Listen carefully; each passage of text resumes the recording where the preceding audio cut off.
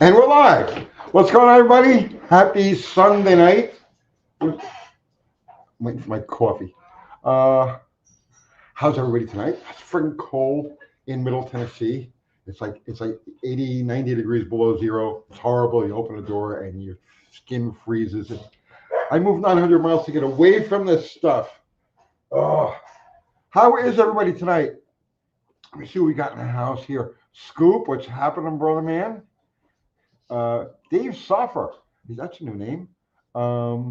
What's happening, Dave? Mark Sauve's in the house. Dean Stevenson, always with us. Larry Beresford. Um, Joe K. Michael Buteau.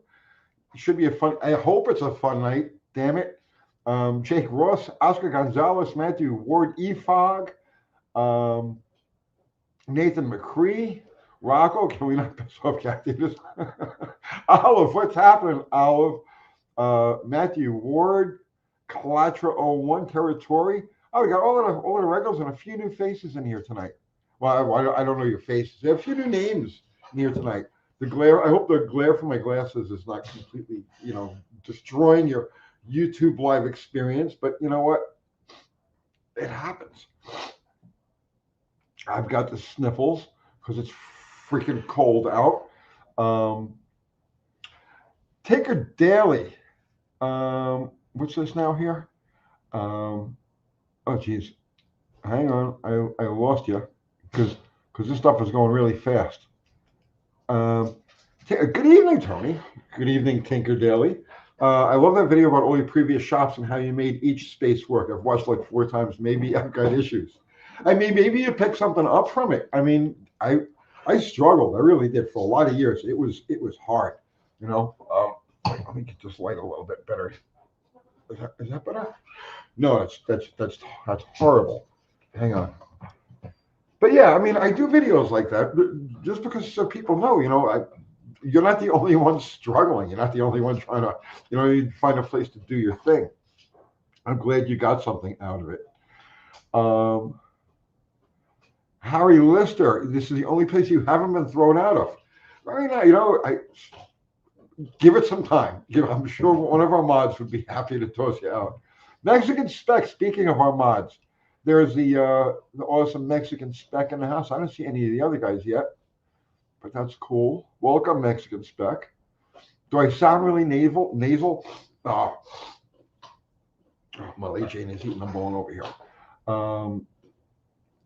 Let's see. Yeah, the weather sucks down here, man. Sub-Zero Mike, what's happening? I need coffee, damn it. Sweaty Fat Guy, what's happening, brother? My face, it's gray, fat, and sloppy. what great imagery, man.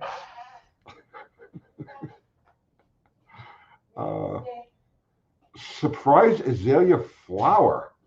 Okay, that's a cool name. Hello, Randy here. What's going on, Randy? Nobody ever expects the azalea flower. Whoa, it's Kathy Bananas. Come, bring my liquids. Bring my liquids forward. What do we have? Oh, too much. What do we have? We have coffee. Coffee. Show them the coffee. Yes, my coffee. What else do we have? What's in glass number 2? Orange juice. Yes, for vitamin C energy. And water. H2O.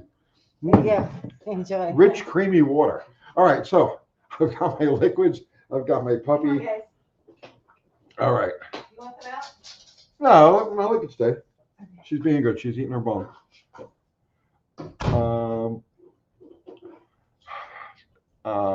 Let's see. Whistling Diesel has an update on his situation. Yeah, I saw that last night. The gag order. The gag order. I told you we talked about this last week. I think it's the whole thing is a setup. Not that he didn't actually get arrested and all of that, but I think that he allowed it to go that far. And things that he said last night on the update that he did.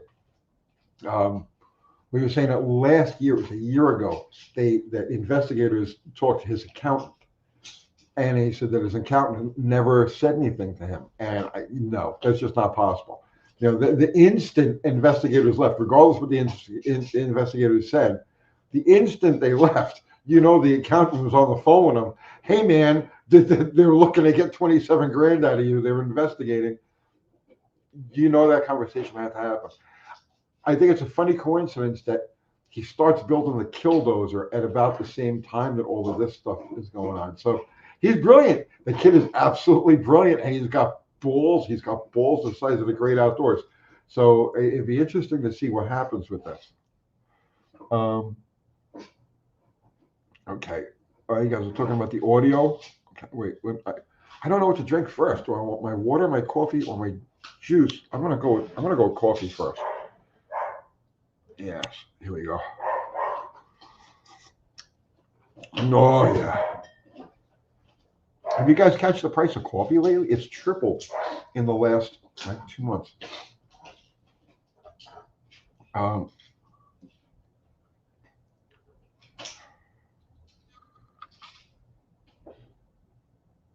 Dickie Farley, what are you saying, bro? Was watching a movie that had my dog as the star, a German wired hair pointer. In the movie, he was talking about one of his friends that isn't very smart. He said he definitely isn't border collie smart. Nothing is border collie smart. Okay. Let's see. Wes 7411, what's happening, brother? Tony, I have an issue with both my cars. I keep going through voltage regulators on my 66 Dart and my 66 Imperial. What could cause voltage regulators to constantly go out every few months? Those are both mechanical voltage regulators. Are you using a dual field alternator with one of the fields grounded? Because that will do it. You can put a ballast resistor between the field wire and the voltage regulator if you keep burning them out. If you keep, you know, if that's the situation.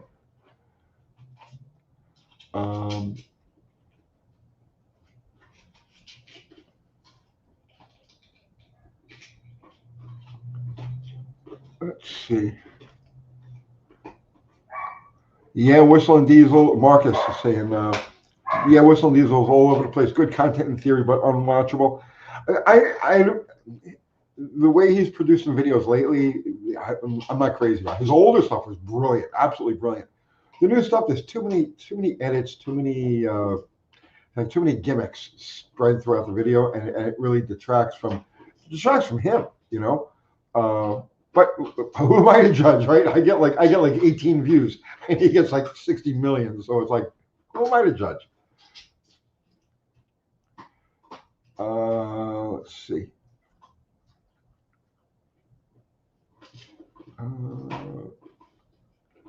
Some of the edits are funny. I guess there's different. Like there's some people who find Benny Hill hysterical, and some people who think that Monty Python is just dumb. So it's like, you know what I mean? There's so many different people with so many different senses of humor, and to me, the edits just take away from it.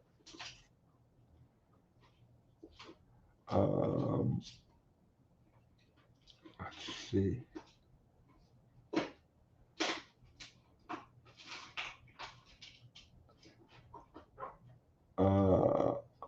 Ryan 9335.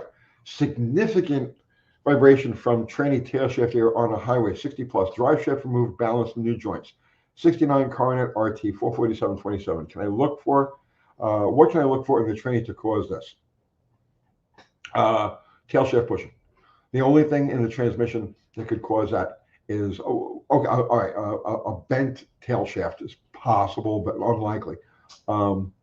It only really has to be out by a little bit, but a bad tail shift bushing, you know, slopping the tail shift bushing with the yoke rides in there, that'll give you that. And also not if you don't have enough engagement in the if the yoke is hanging so far out of the tail shift that it's able to get some play like this, you'll get a highway vibration. But it's going to be there someplace. Let's see. Territory. Tony, which U.S. manufacturer do you think has the best position to delivering a made in the USA vehicle aside from Tesla? Aside from Tesla, because Tesla's the only people really. Probably Ford. Out of anybody who can do like 100% domestic source, domestic everything vehicle, probably Ford. I think GM is too far gone, and Stellantis definitely not. So probably Ford. And Fubar is in the house. Well, that was Mexican Spec. There's Fubar. Thank you, Fubar. He put up the link to my merch so you could buy our shirts, our hats, and any other things we have in the store at UncleTony'sGarage.com. And I don't even know what's in there, to tell you the truth. You know, Kathy Bananas takes care of all of that, and then the merchandise and your angry letters, and she does all of that. So yes, thank you, Fubar. Let's see.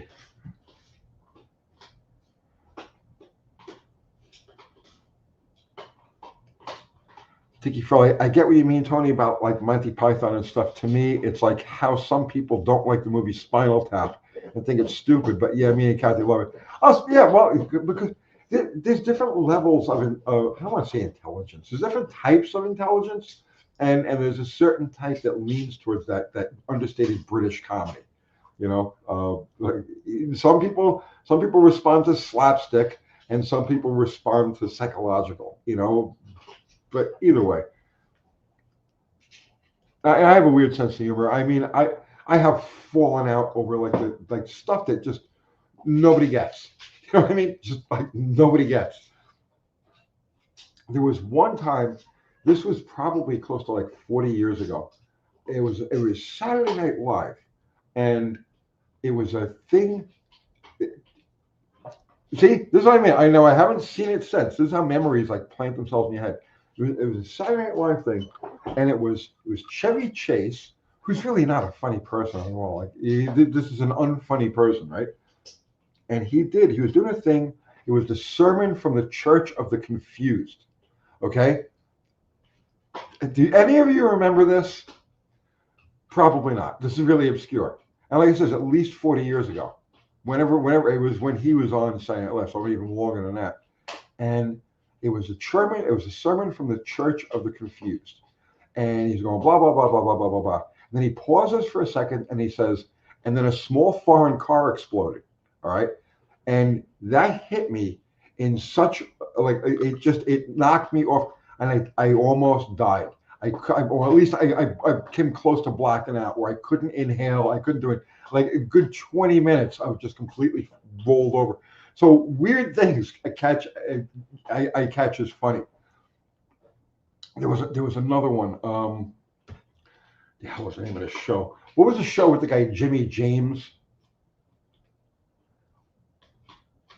Do you guys know who I'm talking about? Somebody call it the name of the show. When you if unless I'm imagining this whole thing. There was a character named Jimmy James, and he was a businessman. Yes, businessman.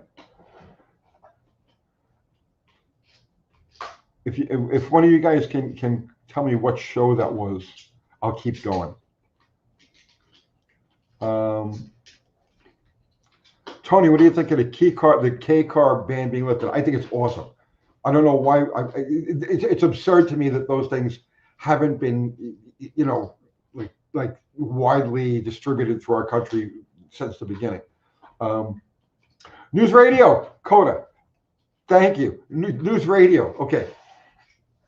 So there was this one episode of that show, this guy, Jimmy James, right? And he wrote a book. Okay, so he writes a book. And it's a Jimmy James, like businessman, whatever the hell it was, right? And he sent the book to a foreign country, maybe it was Japan or whatever, to be translated or to be printed. And then they translated it. And then they translated it back into English. So he had to make this presentation and read from a passage from the book. And they were prepping him like ahead of time. Like, did you read? Do you know what you want to read? He says, I wrote the book. I know exactly what it says.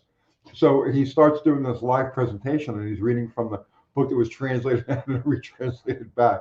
I know that was another one that I mean, for days afterwards, anytime I remembered it, it was Jimmy James Monkey, uh, Monkey Death Car. Do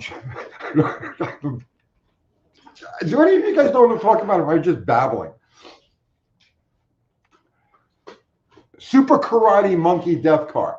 That was the name of the episode. Super Karate Monkey Death Car.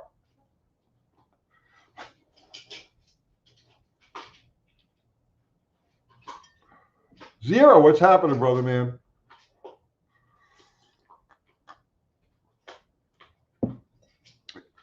If you guys want to see some seriously funny stuff, right? I'm sure it's on YouTube someplace. Go take a break from this right now, right? Go search on YouTube Super Karate Monkey Death Car. And tell me that isn't the funniest thing you've ever seen in your life.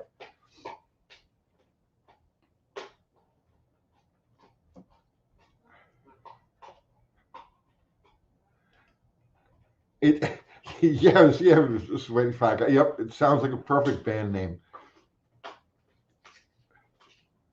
Zero just put up the link for you guys that don't want to go search.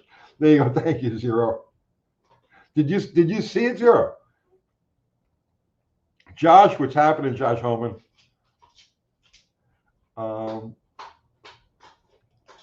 Rocco saying, I hope it allows them to start building basic traditional compact cars and trucks. From what I understand, the catch to the K car thing is that they have to be built here in this country, which is fine by me. That's, you know what I mean? That's fine by me. But that's the one catch because nobody in this country is geared up to build them here.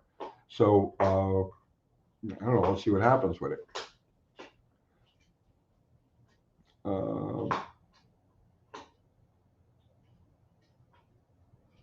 Let's see.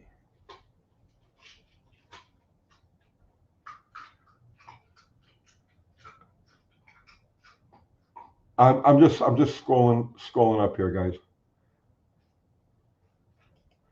Yeah, Toons is the cat who can drive a car. Yeah, that was another good one.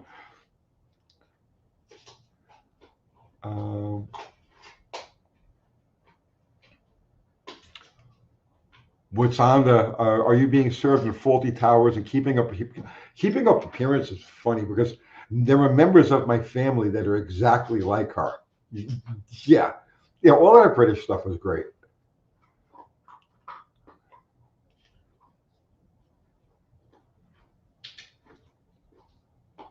Paul Bruno, what's happening, man? How are you?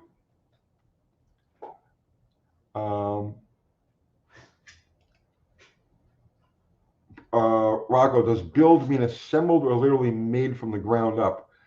I think it means it has to be built here, not just assembled. But I could be wrong. I don't know. You know the way the government has definitions for things that you know. I have no idea, bro.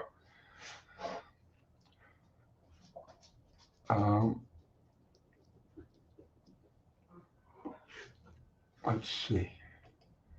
Adam Culbertson, do you think companies like Polaris that make Razor will make K cars? They're the closest. Anybody who makes side by sides is the closest to being able to produce a K car, and they probably could. The thing is, I think the transition from doing like off road stuff to actual like DOT for whatever that's worth anymore, right? But you know, having to go through all of the certifications and crash tests and blah blah blah, that might be past the scope of for regular production. Like I'm sure they could produce limited production things, but they might end up having to like you've got vehicles like the Mahindra Roxor, right? Which I love, crazy expensive, you know, for what it is. But it's like it's as close to being a street legal vehicle without actually being street legal because of all of the steps that have to be made to do that. So I don't, you know, mechanically, yeah, any company that makes side by sides is the closest to be able to produce a K car, but can they produce it legally for mass public consumption? And that becomes a whole huge other thing. Oh, and Molly Jane wants to say hi. Hi, Molly Jane. Look, say hi. No, not to me, not to me. Say hi to them.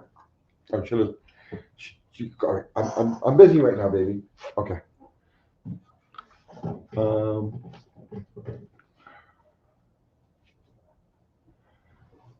let's see. Cop car Steve, Reverend Tony, Reverend Tony, you need to keep preaching about the right to repair. This is our revolution. This is our 13 colonies. The CEOs are coming. You know, I like that spirit, man. I really do. Um, I'm I'm I, I'm working on a video. I don't want to be that guy, okay, who's only talking about this stuff. But I came across a short, all right, uh, from a mechanic who discovered something about the inner door handles. It was crazy. And the inner door handles on late models like 2021 till present GM trucks, right? Like Sierras and shit like that. Um, Silverados. Um, but I have to find out some more information about it. And if it's true, I'm definitely going to do a video on it tomorrow because it's ridiculous. This is even beyond, seriously, it's beyond even the brake thing with the Hyundais and all of this other stuff. So I'm going to find out about that tomorrow. And if it's true, I'm going to make a video about it. Um, let me see. I'm going to scroll back up here. Um,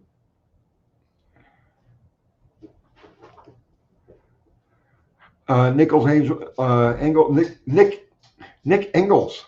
You see, the cafe standards were lifted. Yeah, but just eased. They weren't really lifted; they were eased. Just got here, so I may be late to the conversation. You think automakers will make more reliable engines? Do you think it's too late? I think it's too late. Honestly, I think it's too late.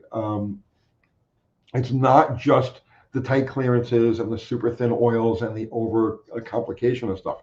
It's also trying to find people capable of doing quality control and regular the kind of disciplined upkeep that an assembly operation like an engine, you know, I know they're not being assembled by hands, but the machinery all has to be maintained.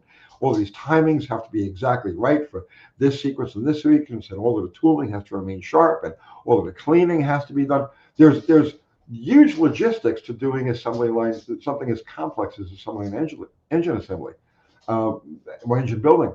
And I mean, honestly, I don't think the people that are working there, I don't think they're capable anymore. I don't think they're paying enough money to get the kind of discipline and intelligence that kind of business or industry requires. So no, I think it's beyond that. I think the oil and the clearances and the cafe standards are an excuse for the fact that the people doing the work have slipped. Just like, I mean, you can't go to a fast food place and get decent service. You can't get any place and get anything decent anymore. Everything is the lowest common denominator, and people slip them by with the least amounts of everything. And I think that's the big problem with engines and everything else today. I'll let her out.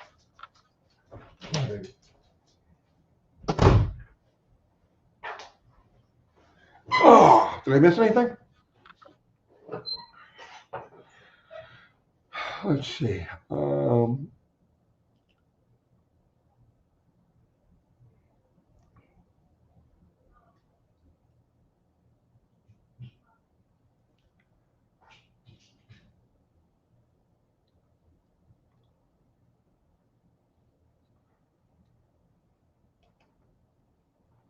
Nitro Mike, Fun Ionic 5 facts here in my area. They had an article in the newspaper that several owners have had charging system failures. Charging system, oh, well, yeah. I did a video on those Ionics, the Ionique. I did a video on those things about 2 years ago. It was just as I was getting ready to move into the current shop. I remember shooting it outside the shop because they were working inside the shop, putting the walls up and stuff. But they had these Ioniques, and they were being totaled because the belly pan underneath would get damaged. They hit some road debris, and the belly pan would get damaged, and the cost of replacing the belly pan and the possible damage to the batteries and blah blah blah blah blah. And they were just totaling these friggin' cars. They were like year-old cars, months-old cars, and they were totaling them because of minor, belly pan damage. So yeah, it's nothing new. It's nothing new.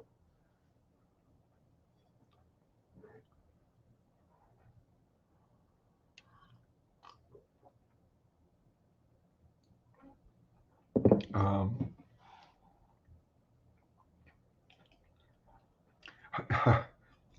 Evzen Kovar, I can't even get the Zoomers to turn off the lights and lock the office doors. I know, I know. Um, well, part of it. Listen, I gotta say something in their defense. Okay, I gotta say something in their defense because if okay, so let's just say hypothetically speaking, right? You're going to school, right? You're going to college for to become a whatever it is you want to be, an accountant, a plumber, an astronaut, whatever it is that you want to be. So you start going to college and you pay the tuition and you start attending classes and they tell you right up front, right, that okay, you're going to pass this class, but you will never get this job, right? There's no way you will ever make a living in this field. But go ahead and take all of the classes anyway and do all the work and pay all the fees and buy all the books and do everything that needs to be done. But you'll never get a job in this field. How many people would actually apply themselves, in that school, right? Who would be stupid enough to keep going to that school? They'd say, okay, we'll see. If I can't do this, why would I bother spending all that time? And that's what you got with the Zoomers and the Gen Zs and the millennials that are in the starting their lives, and they're like you're telling them right up front. They know right up front they'll never own their own house. They'll never have the car that they want. They'll never have the lifestyle that they want. You're telling them right up front. They know this. They know that their best possible situation going forward is to be able to afford food. Okay, that's got the white picket fence and the 2.4 kids and the vacations, and they know that's not in their future. So why would they really apply themselves? They just go through the motions, and so it it's terrible, but you have to see both sides. You know what I mean? You got to understand why there's this lack of discipline or drive that they have.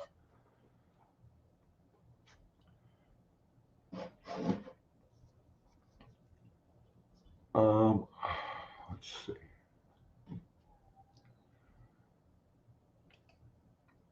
Joe K, a lot of them don't want cars and are fine renting apartments. It's because they can't afford it. It's not that they don't want cars; they want cars, but they know that it's not in the cards for. They know that it's not an attainable thing for them.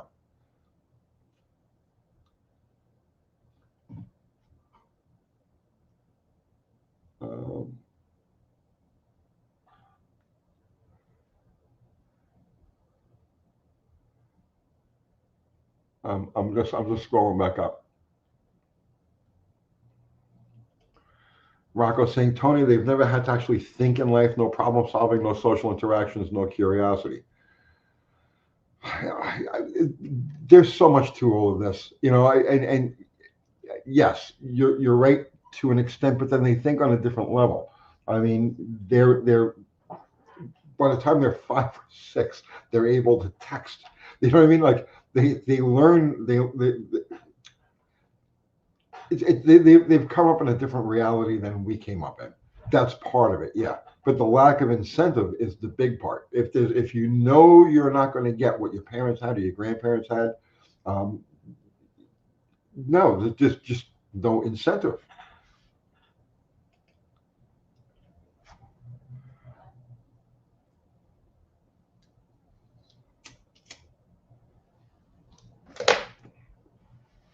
Um, well, part Dan, what's happening, man? Uh, I finally bought one of those Bauer propane heaters for the garage. You did a box opening and set up test on. Yeah, last year I did that.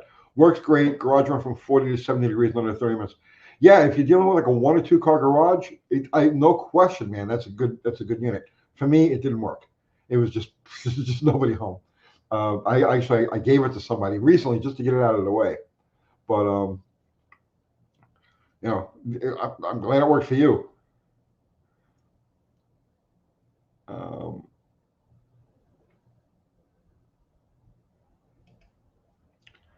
Yeah, Chris Freeman. Tony is right. The kids aren't stupid. They're disillusioned by the world they're currently living in. Wouldn't you be? Think about it. Jimmy Lewis, thank you for the super chat. Uncle Tony, you teased me with tonight's thumbnail. think that's Kathy Bananas does those. I'm not even sure which thumbnail it is. I love a Miss Bottle Rocket. I know you're busy, but can we get some gratuitous bottle rocket action? Yes, I know. I keep saying it. I know. I know. I know. Yeah, I kind of miss the car too, or at least doing stuff with it. Um, yes. Well, Slaghammer too. Slaghammer too. I missed that car. I remember this last year we didn't get to the track at all. Once we got to the track once, and then we had issues here with at the house, and I had to be here. I had to pay attention to things at the house. They took precedence over taking the hot rods to the track. Um, but yeah, we're gonna. There's more coming on that.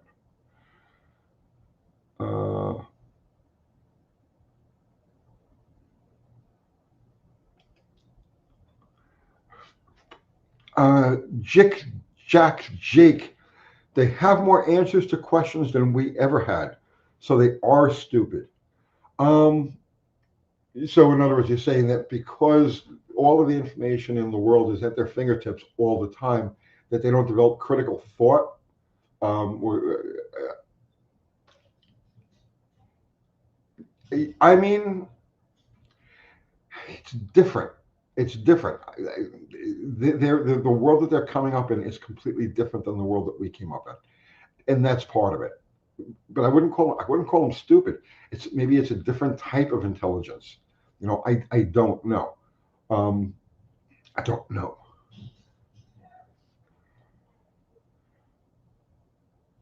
Uh,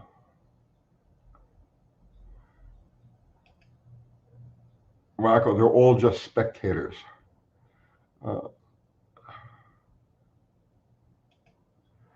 Ford Formula CD Burlock, I send links and you never pay attention. What links are you talking about? Ford Mule CD Burlock?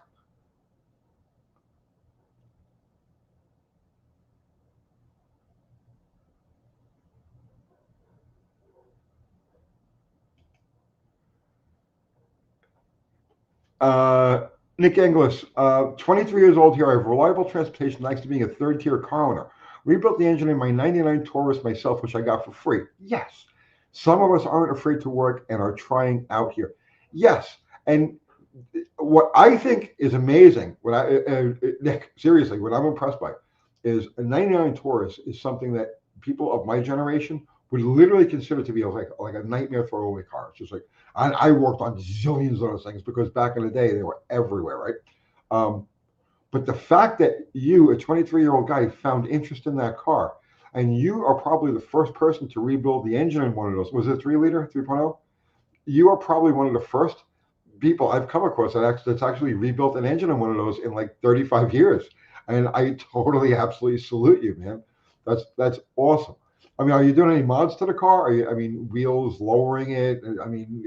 Or is it just like basic transportation? You're just keeping it running. But I salute you. Um,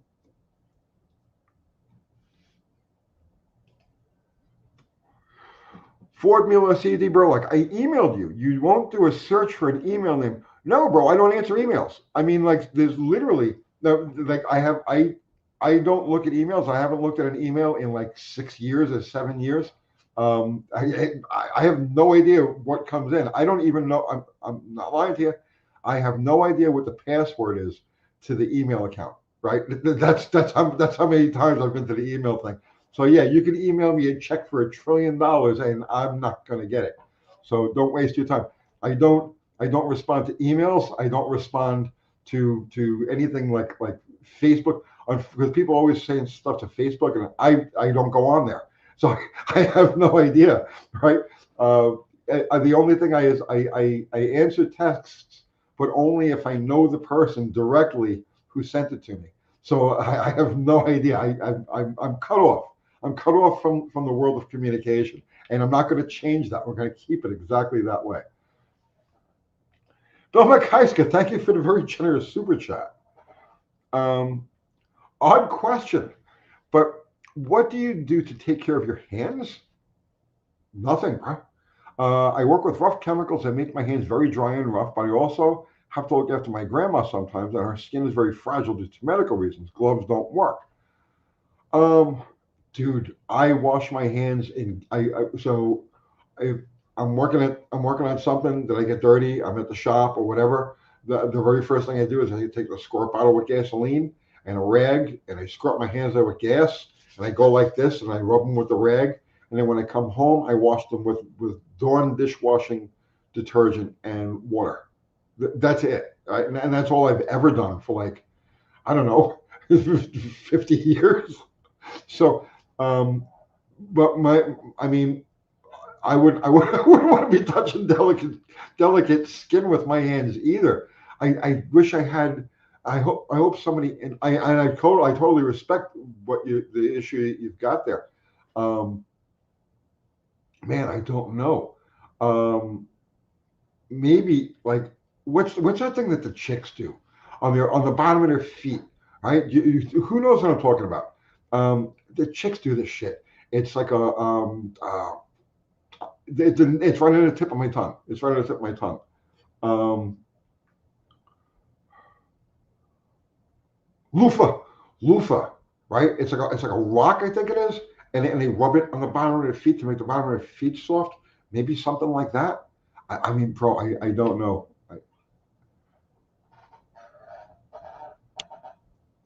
Uh, oh, we got some good suggestions here. No Cash Garage is saying utter butter from Tractor Supply. Utter butter? Isn't isn't all butter ultimately from the udder? What's utter butter? Um, Nick, yeah, 3.0 Vulcan. Yeah, those are good engines, man. I have some other projects, but the Taurus is my reliable daily. If you ever want to talk with a younger guy on or off the channel, just let me know. I mean, if you're local, man, feel free to get a hold of me. Um,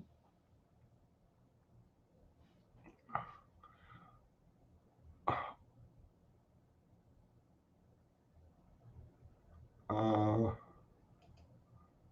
John Q. Public, udder butter works well. It was originally for cow udders. Um, oh, and a voice comes from the other room. Uncle Tony's garage, organic coconut oil. All right, so there's another possibility.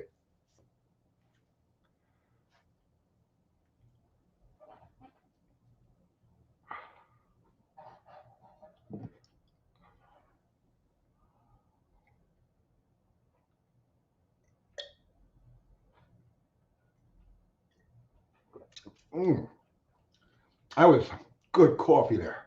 Now we'll switch to juice.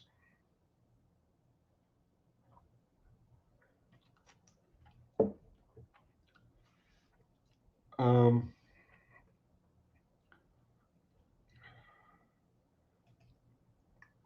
let's see. Super Raider. Tony, what would you use to clean out a block with a water jacket? It is not fully, it is not full of chunky bits. It has just been dry for a few years and has a good layer of dusty rust throughout. Cheers. Um, you could give it a soak in like CLR water, a water and CLR calcium lime rust remover. You get it at like a Home Depot, any hardware type store.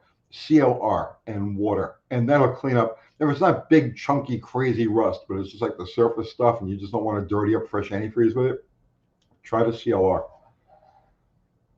Um, Darth Wriggle says yes. Fat from your enemies works too. So who's to doubt that? I know who is to doubt that. Um, let's see. SDZF2 Junior. Hi Tony. Hi SD. I'm looking at restoring a 68 Super B. I want a street strip weekend warrior. I have a 383 and a 440. Which would you use and why?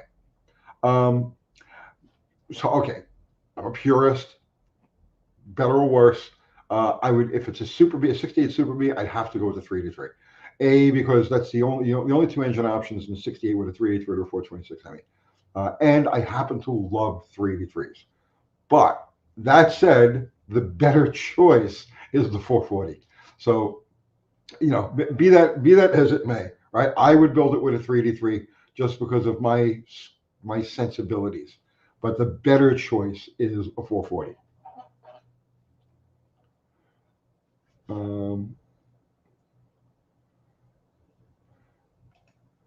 32Z28. What's the deal with modern emission hose fittings? The rubber holding the line to the map sensor on my YJ rotted out after about 18 months again. Yeah, I get the same thing. Those rubber elbow fittings. You get them on the Harley Davidsons at the bottom of the tank, and you get them on the Jeeps. Those rubber elbows. Yeah, I know they turn to fudge in like a year or 2 years. I know. Um, will Bottle Rocket, will Bottle Rocket ever get a 383? It's a possibility. I've thought about just making my fleet uniform so that I only have to keep like one set of gaskets and stuff like that. Um, so yeah, I've thought about it, but I don't know. I'm still on the fence. In my mind, like the definition of that car is the 318. It wouldn't really be the same car with any other engine in it. So I don't know. Um, Robert Magni. How much spring pressure can you run on an open chamber 308 LA casting with the stock rockers and shafts? Well, you weak link is going to be the stock rockers, and I can't give you a number off the top of my head. I just can't. Maximum spring pressure is going to be, but I can tell you that your weak link is going to be the rockers. The dimple that the push rod fits into, that's going to push out, right? Any significant spring pressure, any significant RPM. So going to a better aftermarket rocker, right? I don't think there is a limit. I don't think there is a limit. Not to the cylinder head, at least. Like in other words, you would be worried. I assume you're worried that the pad that the spring sits on might be thin and crack because of excess spring pressure, and that's not an issue at all. Um,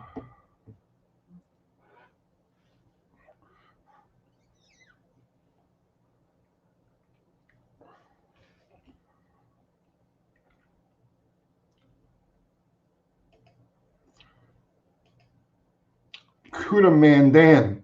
If we see a rollback of fuel economy regulations, do you think we'll see another short run of really reliable engines? We were just talking about that before, man. I don't think people are blaming the lack of, and it's an epidemic. Okay, there's an epidemic, of course, like manufacturers um, and engines. There's an epidemic of bad engines, and people want to blame it on the super thin oils and the super tight clearances and stuff like that.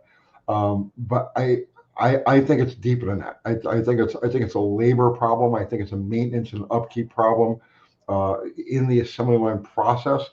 Um, I don't know. I don't think there's a correlation between. I don't think there's a true correlation between the current regulations and the way engines are built and the reliability issues. I think it's more metallurgical. I think it's more the machines not being maintained the way they should be. Things that should be sharpened aren't being replaced or sharpened as they should be. The timing of certain events, sequence of events isn't quite on target, and the cleaning and the eventual quality control, the checking of all of these things. That's really where the problems are. It's not the regulations. Let's see. C-Body Garage. Hey, UT, everyone keeps pushing me to do a front disc brake conversion on my 300. I keep saying there's nothing wrong with the front 11-inch drums. They just aren't believers. But because they're just programmed. They're programmed. Those 11-inch drums. Those are 11 by 3-inch drums, and those things will haul that car from a stop. And the thing is, you can't even speak logic to these people. They don't get it. What you could point out, right? If you're making an argument for drum brakes in general, you could point out that NASCAR did not allow disc brakes until 1976 because they felt that at high speeds that the factory 11 and 12-inch drum brakes that they were using in the cars at those times were going to be more reliable than the discs that were available in the era. So, and that's not me, that's NASCAR saying that. So NASCAR did not allow disc brakes until 1976. That said, tell them if they insist on your car having a front disc conversion to take your car and do the conversion and give it back when they're done. And you'll be just fine.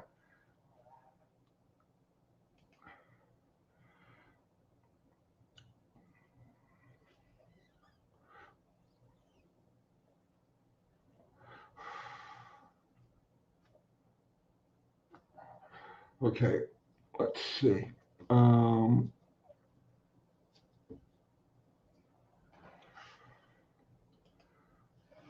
What's on there? My 69 Roadrunner did great with the 11-inch drums.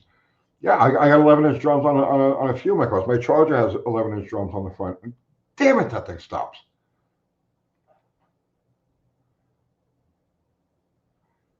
Now, if I take that thing out, I mean, like road racing, you know what I mean? With a lot of like repeated high-speed stops. Yeah, man, there's going to be fade, there's going to be pulling, there's going to be all kinds of weird things. But who the hell actually uses their car like that, right? For me, in regular everyday, driving traffic, it's fine.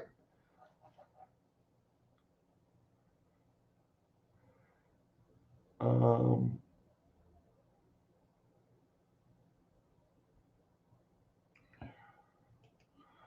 Auto Frogman, lots of wrong info too. Today I've been trying to ID an old GM 3-speed trans and the interboob is full of baloney. Uh, I honestly can't help you with identifying an old GM 3-speed trans. I'd be going by the internet too. Um, but yeah, there's lots of. Well, when you get to things that aren't super popular, like you're gonna find all sorts of information on M22s and top loaders and 833 4-speeds, right? You're gonna find tons of good, solid information. But when you start going into the obscure things that people aren't really enthusiastic about, like old 3-speed manual transmissions, it might be hard. Um, you might want to look at some restoration groups, right? So you're gonna have people who like to restore Tri-5 Chevys, not hot rod them. People who restore certain types of cars that might have that 3-speed. That's where you would find the information. Like you're not gonna find information on that on like hot rod oriented or muscle car or performance oriented websites, but or forums. But if you find people who restore those cars, right? You're likely to find good information on how to identify it. Um, let's see. RJJ 40. You can call me Ray, or you can call me Jay, or you can call me RJJ. Um, Tony, the state of Utah is being sued. I'm talking about dyslexic here, because of our air pollution. The state's decision to rely main on carbon-based fossil fuels, the state Supreme Court allowed it. I don't know anything about that, man. I don't know anything about it. Uh,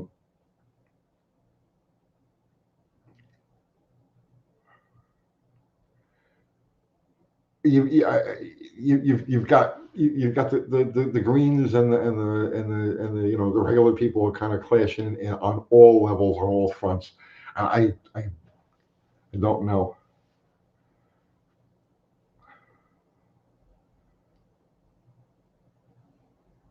Uh,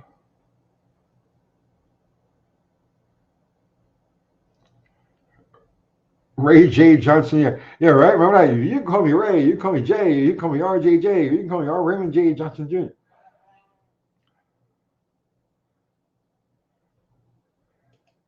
Territory. There's a good video idea. Boomer explains how drum brakes work. I've done several drum brake videos. like a lot of one of the first videos I ever did on this channel, like 7 years ago, was a drum break video.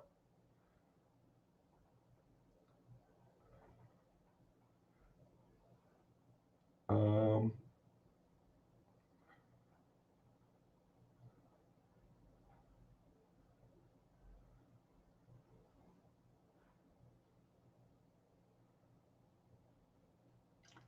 let's see. I'm just scrolling through here.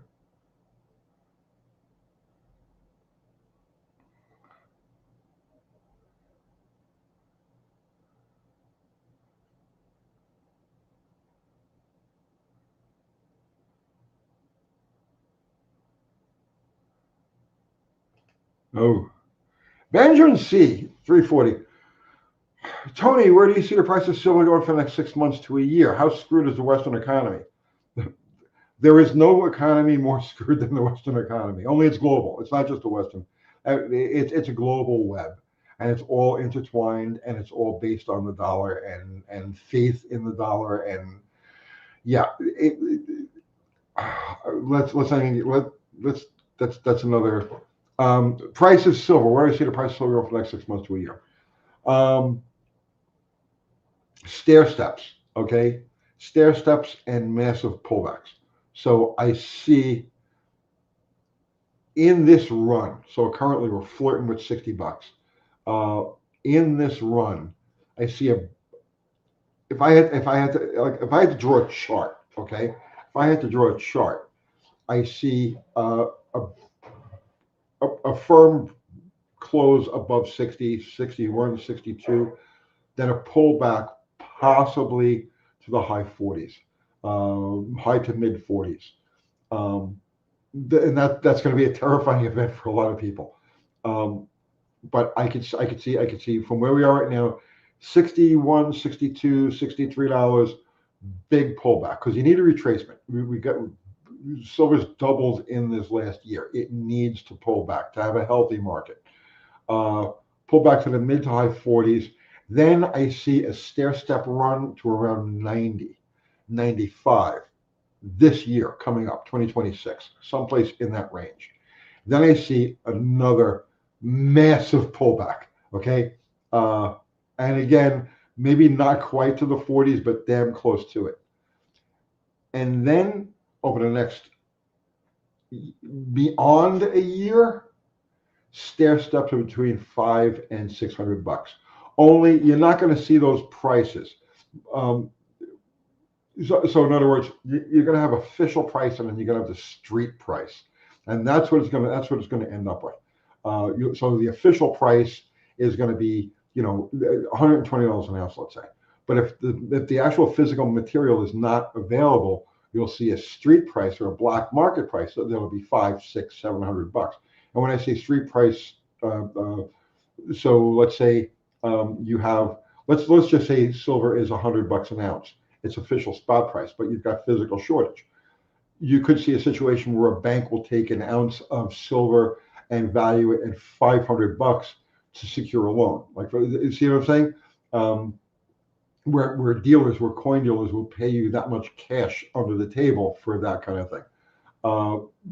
Basically, going forward, you're not going to count your silver or your precious metals holdings in dollars. You're going to count them in ounces, and that's the one thing that's missing here. Right? Stackers don't really value their stack. They don't say, "Oh, my silver is worth X amount of dollars."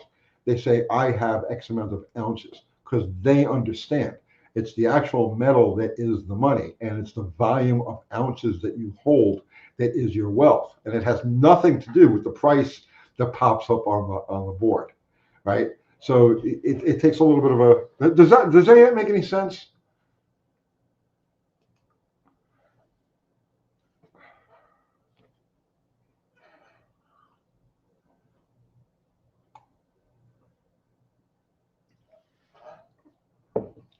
No, Danny boy, this is not financial advice. Orange juice, man. Mustache. Um,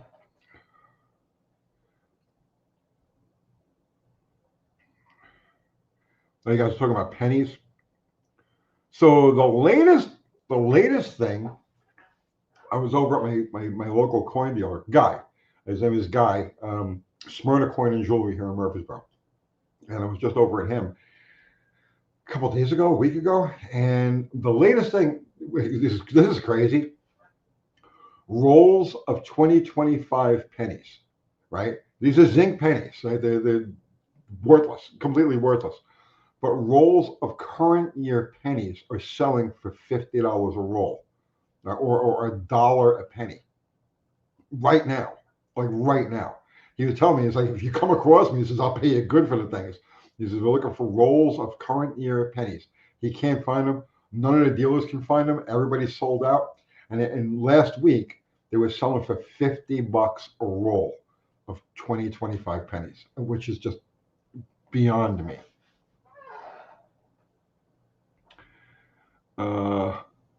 Elmo, Tony got gin and extras. So, man, I don't drink.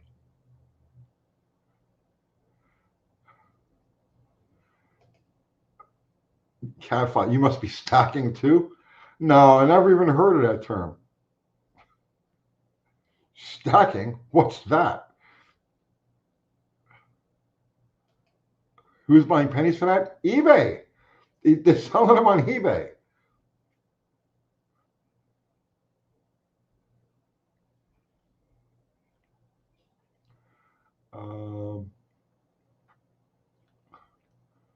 Mo Parquet is in the house. What's happening, Mo Parquet?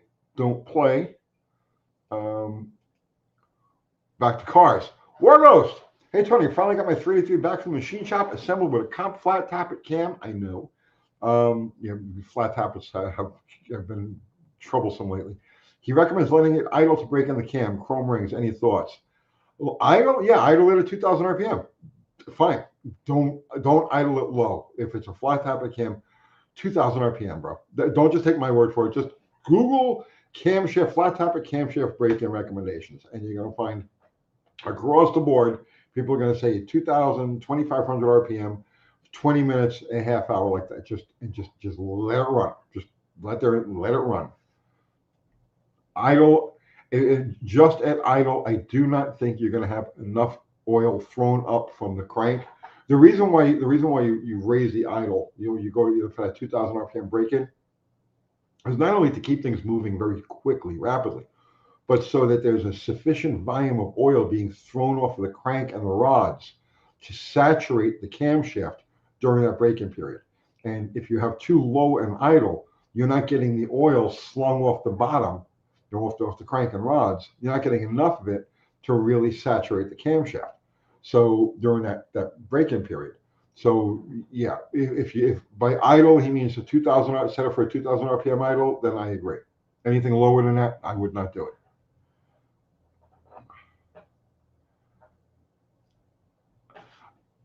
I missed a super chat. Uh-oh. I'm going back. I'm going back. Oh, I did. Oh, I'm so sorry. Saber Belong, 165. Thank you, sir.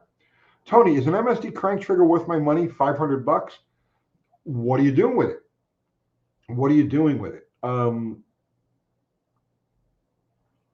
Is it a higher RPM race-oriented engine?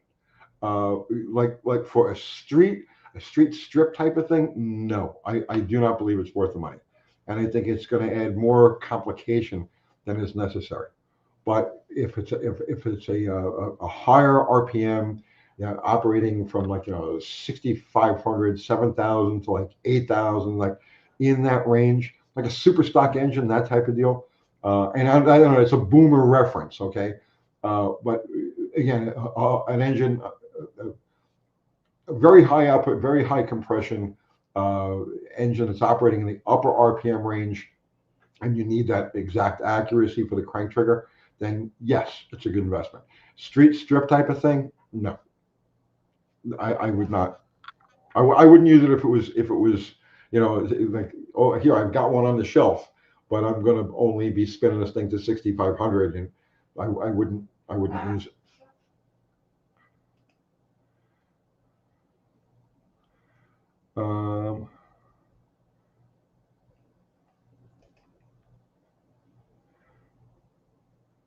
Cat flat. Melt value of pre-1981 is 3 cents.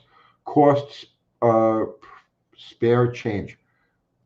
The melt value of a copper penny is 3 cents. Yes. Nickels and next melt is 6 cents. Watch them be phased out next.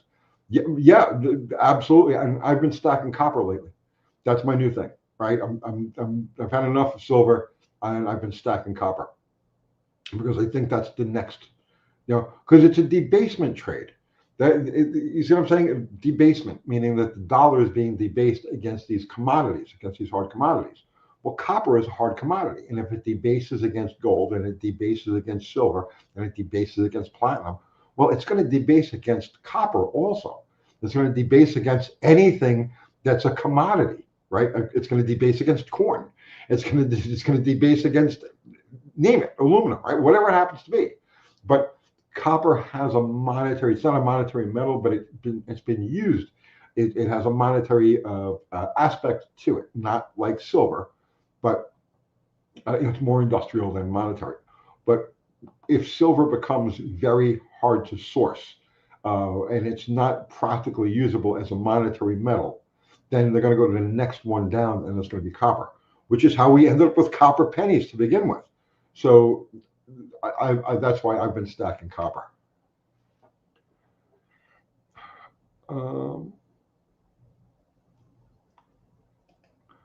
The treasure guard, guarding the treasure. Yes.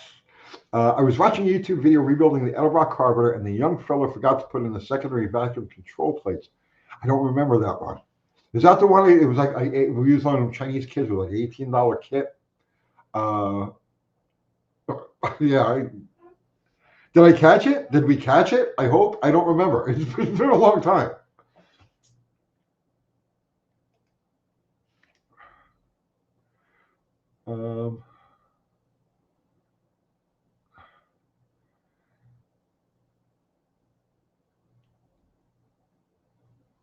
Let's see.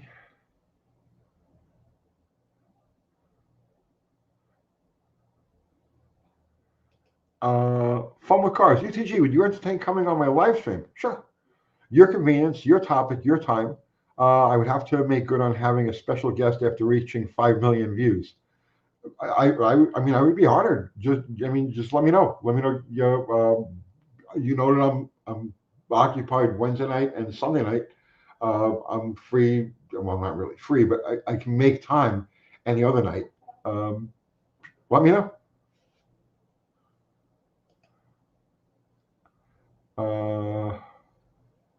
Let's see.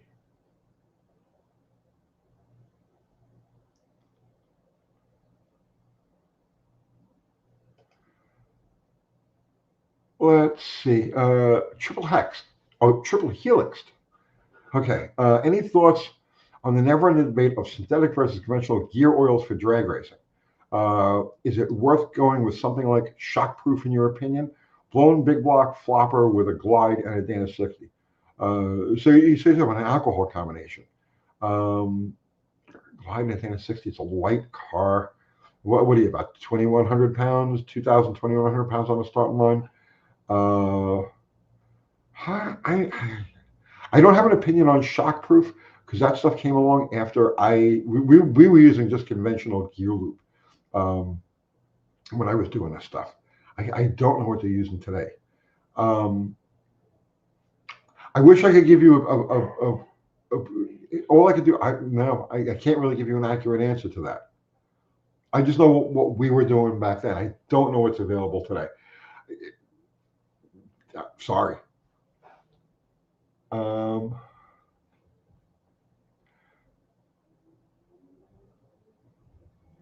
Let's see.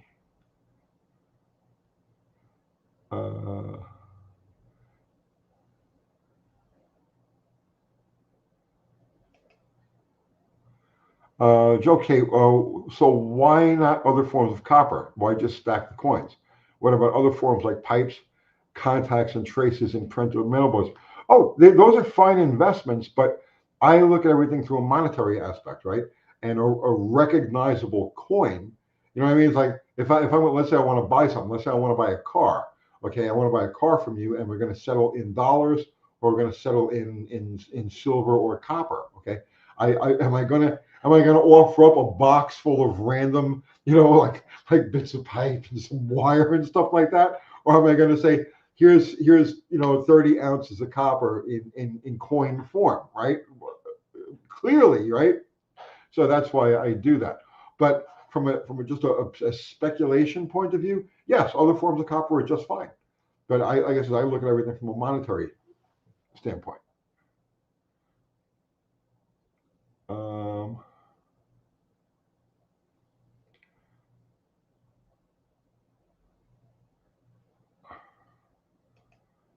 Buddy Carfano, does idling your car to warm up to any harm? Well, it's supposed to prevent harm.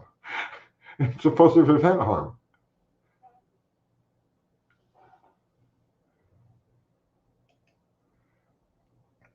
Construction sites, yes, Avenue 28. Construction sites have been cleaned out of copper pipe around here. I've heard of people coming home from vacations and the pipes and wiring are missing from the house. I know. So, what was I going to say now? I just slipped out of gear. It'll come back to me.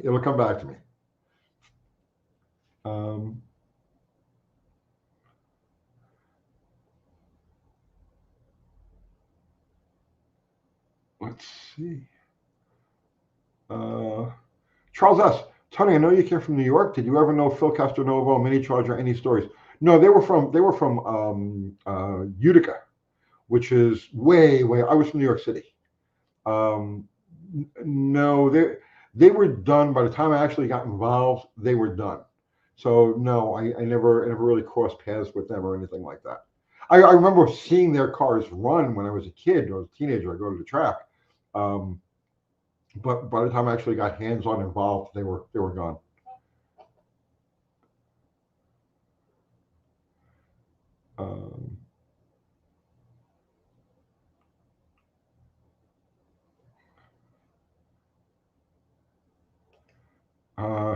John Q. Public, ask any Roman about debasing metal currencies. Happens to everybody. Every single empire that has ever existed always flames out exactly the same way.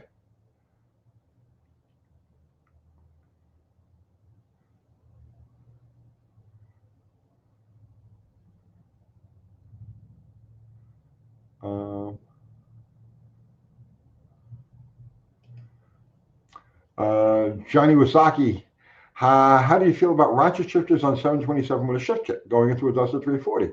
They're fine. Some of them are a little awkward to work with. You push down, pull back, let up, pull back. Some of them are a little awkward to work with, but yeah, they're fine, man.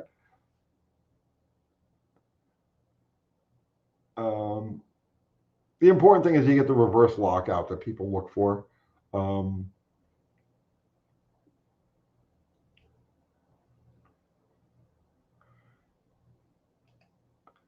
There was something about copper, and I was going to say something, and I completely forgot what it was.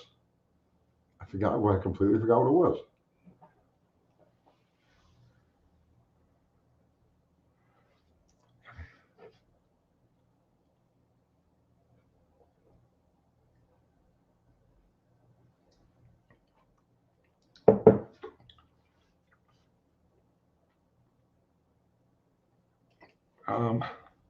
Mr. Piccolo, Tony, do you read any Michael Hudson Economist? I'm sorry, I've never heard of him.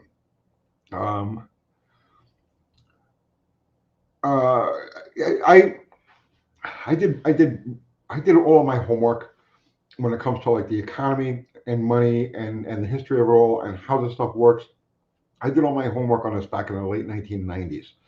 And then in 2000, 2001, that's when I unplugged, you know what I mean? And started stacking and started looking at things differently. So it goes way back for me. Did I read anybody? Who did I find? Where did I learn the most? So, guys, this is going back to like 1999, 2000, and there was There was a website, goldeagle.com. Oh, I'll tell you what, the first place I learned about, first place I actually started picking up on a precious metal thing was a conspiracy website called rents.com. And they kept doing articles on gold, and linking to gold articles. And I thought that was interesting. And then I started picking up on a website called goldeagle.com, which I don't know if they're still around, and then kitco.com, which is still around.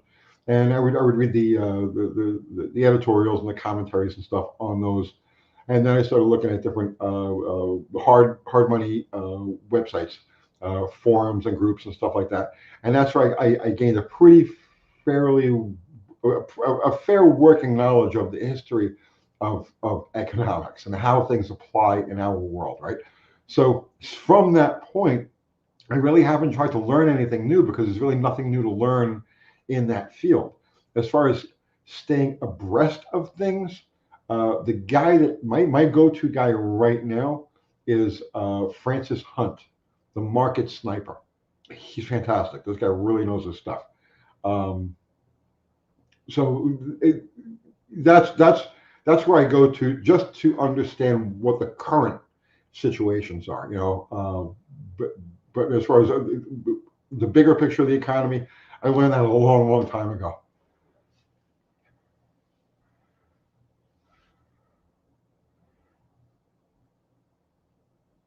Um,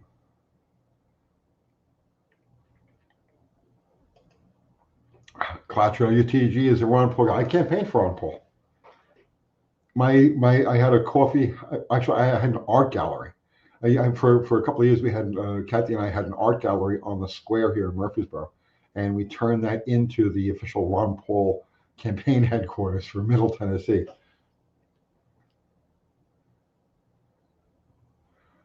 Um, Richard Benelli, are parts for a 66 Charger impossible to find? Looking to restore one. They're hard, okay, and you're going to pay a lot of money when you find good, clean stuff. The fenders, they look like coronet fenders, but they're not coronet fenders. The inner structure is a little different because of the headlights. So inner fenders are really hard to come by and expensive. All your headlight hardware, the wiring harness, the headlight wiring harness, the motors, the switches, that whole thing, it's a freaking nightmare. It's a nightmare and very expensive. The gauges, the electroluminescent, everything to make the electroluminescent gauge function is expensive and hard to come by. Interior parts, uh, no. Tail lights, no. You got to spend a lot of money. I would not restore one. Like I have one, right? But I wouldn't even think about restoring it. It's a great driver. It's a great like kind of rat type of muscle car thing. And that's as far as I would ever go with a 66, 67 Charger. I mean, some people would restore them, obviously, right? But me, myself, no. Like, there's just too much. There's just too much. So I'm okay with a little bit of patina and this don't work and that don't work. It's fine. It's a cool car. And I roll down the road with it and people go like, yes, that's such a cool car. And you tell them, yeah, but the headlights don't work. And they're like, we don't care. Yeah, the electrical gauges, they don't work. And they're like, we don't care. It's a cool car. So, that's,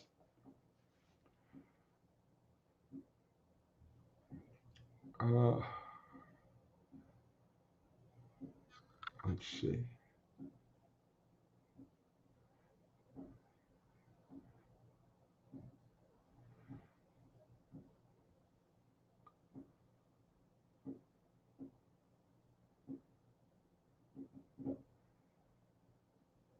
I'm just scrolling.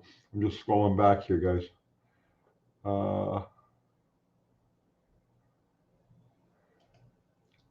Uh, Jeff 2M, UT, really enjoying the Nitro Rail Resto series. Will you cover all the tool trays and tools you have set up? Yes, once they are finally set up, because right now things are just in flux and I'm not doing anything with the car, so it's just sitting there. But once we have all of the bits and pieces and we're putting it all together and the tools get sorted into the different categories, then yeah, absolutely, we're going to do a feature on each aspect. And like I said, when I started the series, by the time we're done with this series, if you follow along and you watch every single episode, you will have every bit of knowledge you need to practically take one of these cars, bring it to the track, put it on the ground, and make smoke.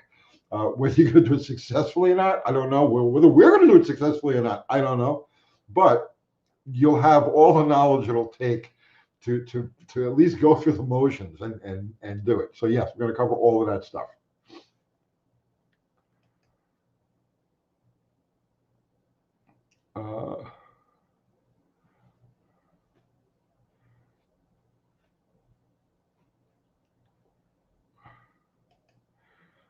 Standing foot. If pennies are too expensive to make from zinc, is zinc getting more expensive than? No, it's the actual production costs of the penny. It's not the material. The cost of the zinc isn't the issue. The issue is they have to run machinery.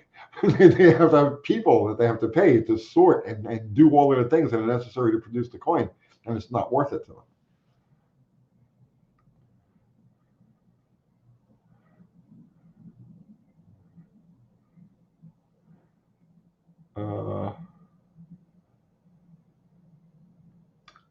Let's see.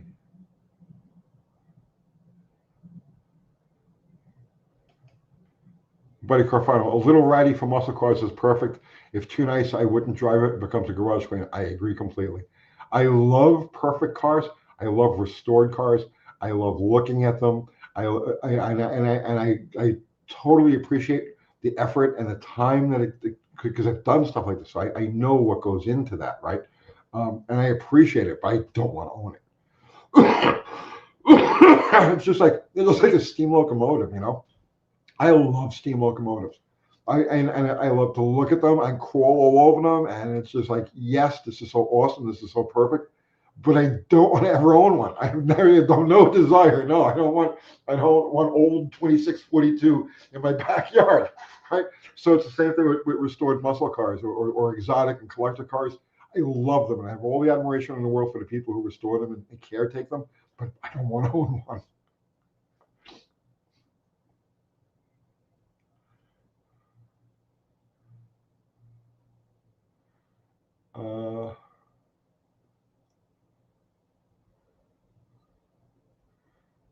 Let's see.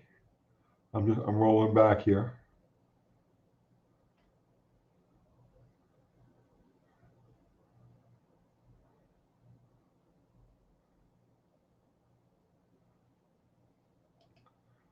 Oliver saying, if I had one, I would really like to make the interior nice. Those 66 charges, but I know it is. It's a really cool interior.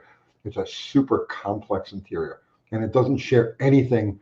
It shares the like little bits with the console top, the steering wheel. It shares just a few bits with with the basic car in it, but everything else is completely different, and a lot of it isn't reproduced.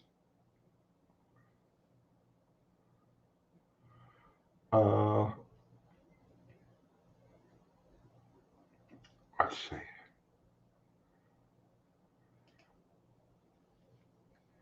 Ego death, please. How could anything be too expensive for the Federal Reserve? With their progressive debt system, they already stole the entire country. What would be too expensive for them? I don't understand what you mean by that.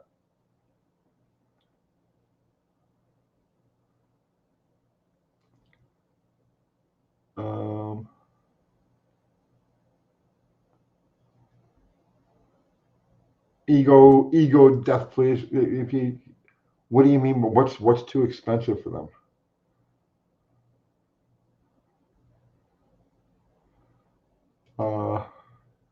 Oscar Gonzalez, do you think physical currency will be discontinued and go digital because it costs less to produce? Um, here's what you got to understand, right? As soon as all right, the underworld, okay, like for instance, people like you and I that buy things cash on Facebook Marketplace, we would be considered the underworld, okay, the black economy. It's not just drug dealers and all this other stuff. It's people who make cash transactions under the table. Things are okay. Um, we will not allow that to happen. They can take the currency out, right? They could eliminate the currency. Okay, they're going to say yes, everything's going to be digital from now on, right? But individuals, cities, towns, states will all have some sort of trading currency that they'll use. I don't know what they are yet. They haven't evolved yet, but they will. And so, whatever area you happen to be in, you may be trading pieces of copper, silver, gold, seashells. I don't know. I have no idea what the trading units are going to be. But if they do take physical currency, eliminate, go to a cashless society, you'll see all of these regional currencies pop up and all of these club currencies pop up and stuff like that. Because the average person is not going to just give up their, no, it's just not going to happen. And this is the way it's been in the past. When currencies, official state currencies, have like hyperinflated, then people will start trading other things, and that's where physical gold, silver, copper, things like that come in. Because yeah, if there's a cashless society and everything is done digitally, well, those ounces of silver or copper are going to have an extreme monetary worth, trading value.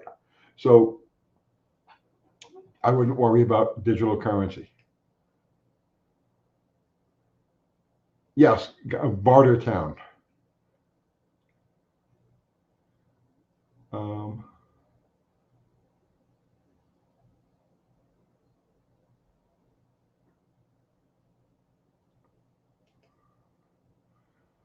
Ego death, please. Isn't the Federal Reserve contracted to make our money? Oh, you're talking about the pennies and stuff? Oh, okay. No, the Treasury Department mints coins. The Federal Reserve doesn't. The Treasury Department mints coins. Um,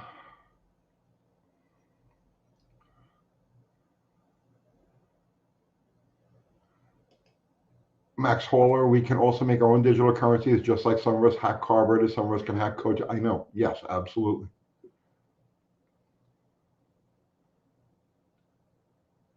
It's not going to make. I'm telling you, it's not going to make any difference.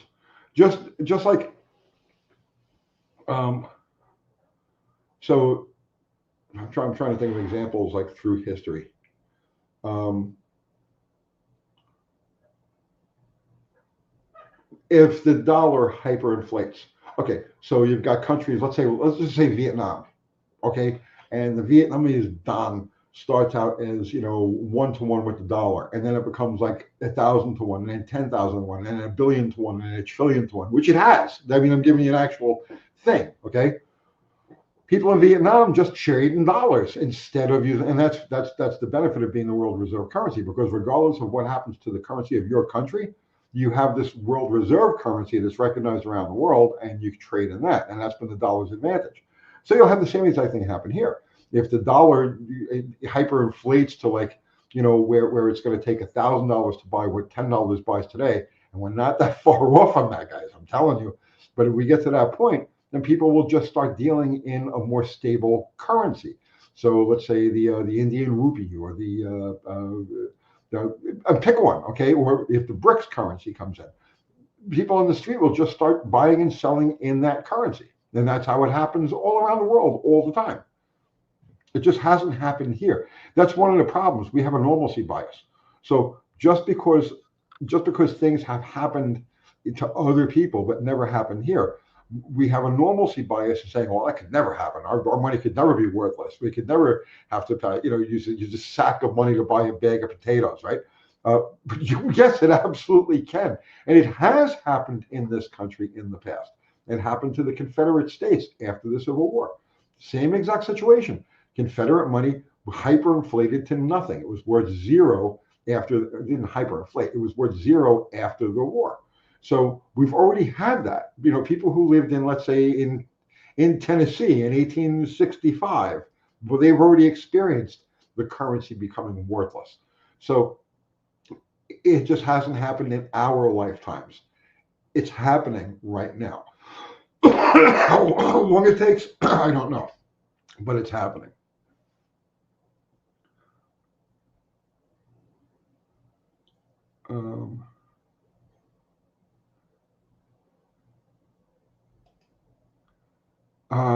Carl Cadot, can we get back to car talk? Sure. Say something about cars.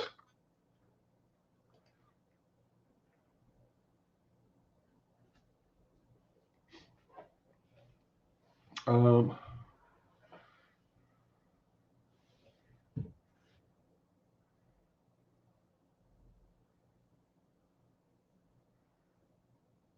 let's see.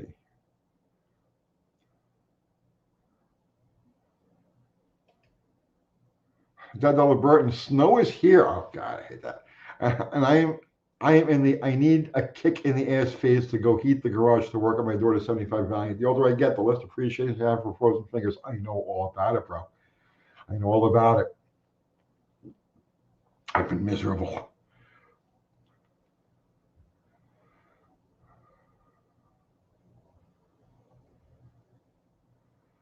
Uh, let's see.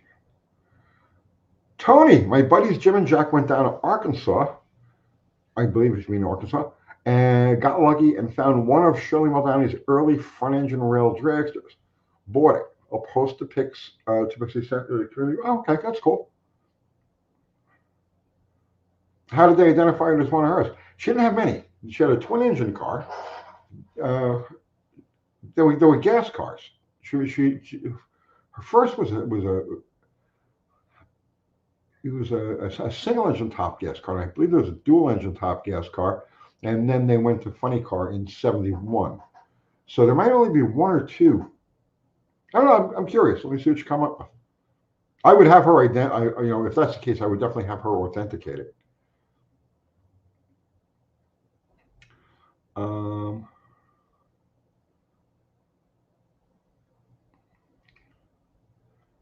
let's see. I'm scrolling back up here.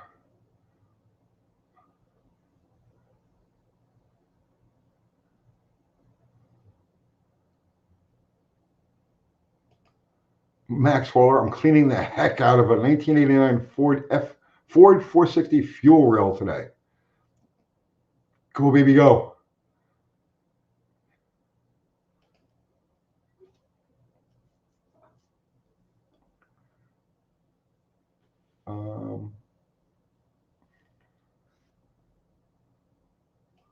Carl Cadote, what do you think about this year's McCann car show? I don't know, bro. I'm out of the loop. Did they even have it? I see. I'm not big on shows and events and stuff. I know I'm a bad automotive YouTuber. I should know these things, but I'm not a participant, in that world. Um, so I have no idea. I know they always have a bunch of cool shit pops up there, but I learn about it the same way that you do. I watch YouTube videos about it.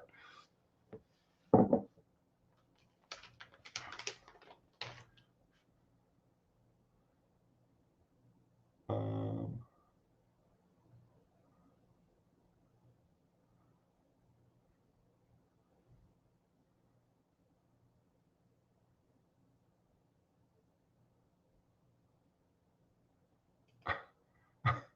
World of Woodchip. Do you ever wonder if the random decisions you make will someday be racing trivia? Oh, I mean, I've been out of racing for longer than a lot of you guys have even been alive. If I was going to make any sort of trivia, it would have been way back when.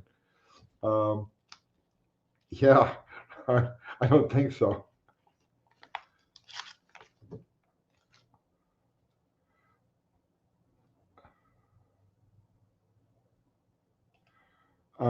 Clasher, do all drag strips have the 100-mile-an-hour club? Or is that a Central PA? That's got to be a Central PA thing. I've never heard of it.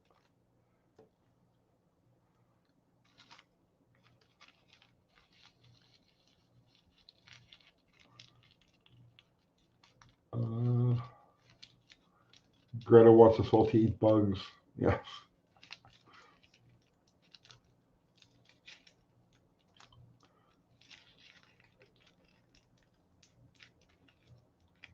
You guys talking about Greta? I'm rolling a cigarette. And I'm reading your comments at the same time.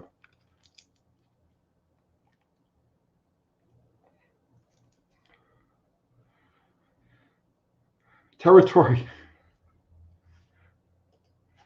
Tony? How are your bartering skills? People should practice this skill in marketplace. I'm a world class barterer, man. World class. World class. Not only will I cut your throat in a barter deal, but I'll have you thanking me for the privilege.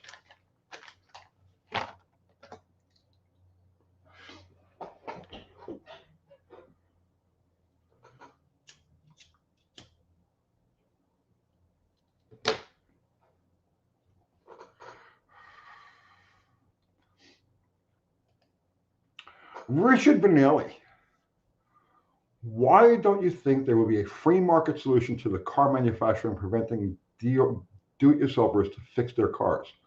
Why don't I think there'll be a free market solution to the manufacturer prevent? Uh,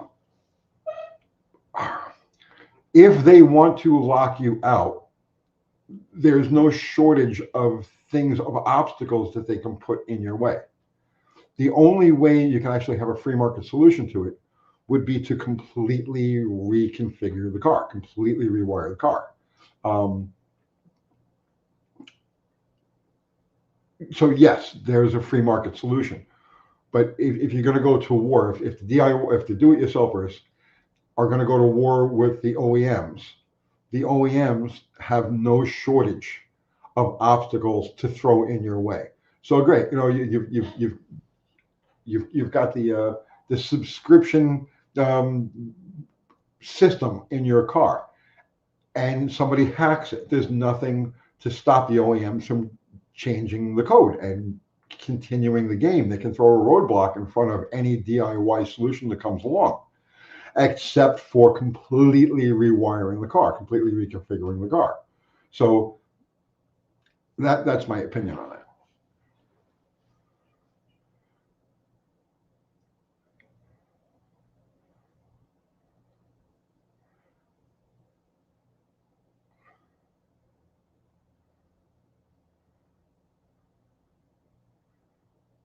Um, I was saying aftermarket ECUs is something I'd be happy to go with, but that's not cheap.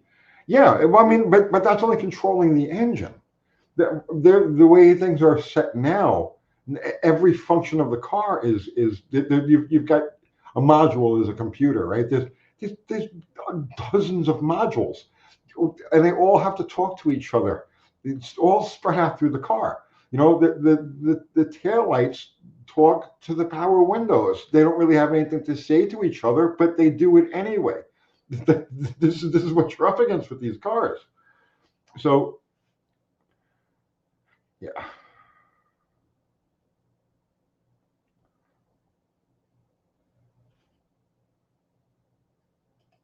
War Ghost, when it comes to that, we can think about what us mechanics would do. We have to think about what the average person is willing to do or even pay for. I'm not rewiring someone's whole car for cheap. Precisely. We have the skills, and I talked about that in a couple of videos.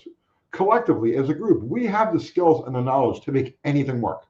No problem, right? We'll work around it. We'll reconfigure it. We'll rebuild it. We can build anything we want from the ground up, right? When we've been doing it for generations now, us as a culture, so we build chassis, we build differentials, we build engines, transmissions, and every electronic component in between. We have the knowledge, we have the skill. There's no doubt in my mind that no matter what happens, you, me, and everybody in this like little world of ours are going to have heavy transportation. We'll be all over the place. Yay, right? But the problem is the masses that were, everything, their whole life revolves around transportation. They're not going to have that privilege.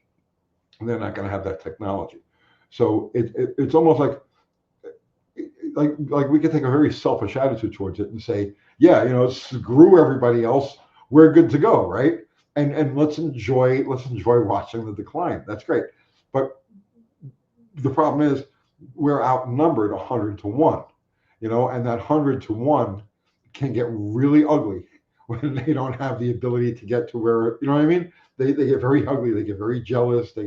So it could make a hell for us if we don't at least try to help the masses who aren't educated, who aren't mechanically savvy like we are.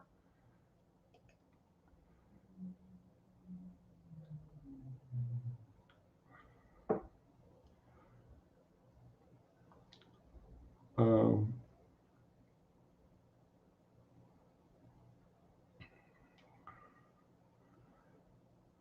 let's see.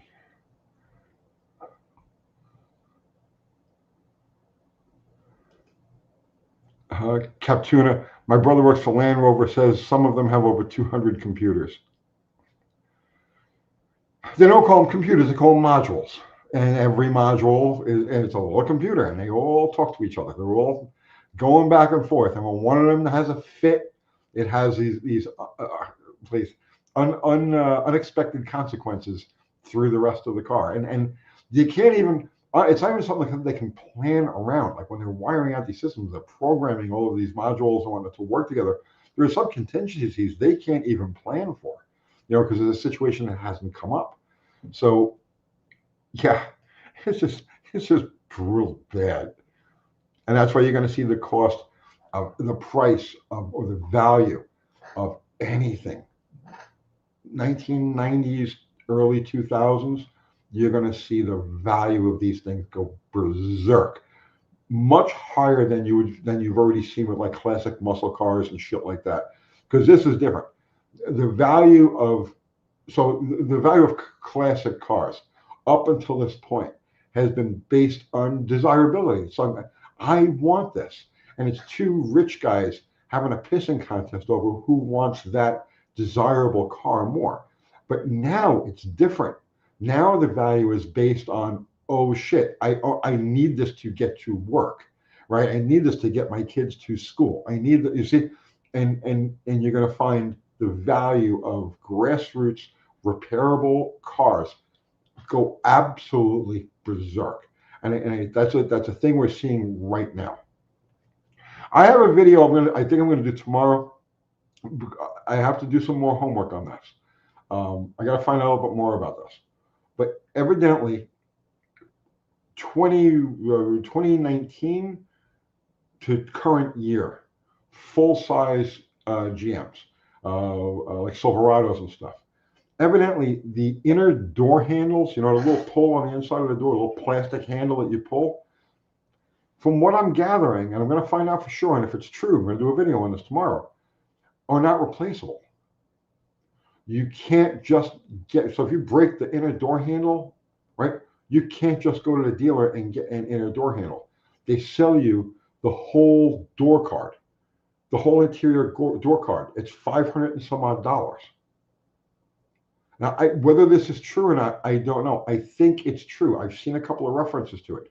So tomorrow, I'm literally going to get on the phone with my local Chevy dealer and see if I can order the door handle for a 2022 Silverado and see what happens. Because if that's the kind of thing. All right, I don't talk about it anymore now. Tomorrow morning, we're going to find out.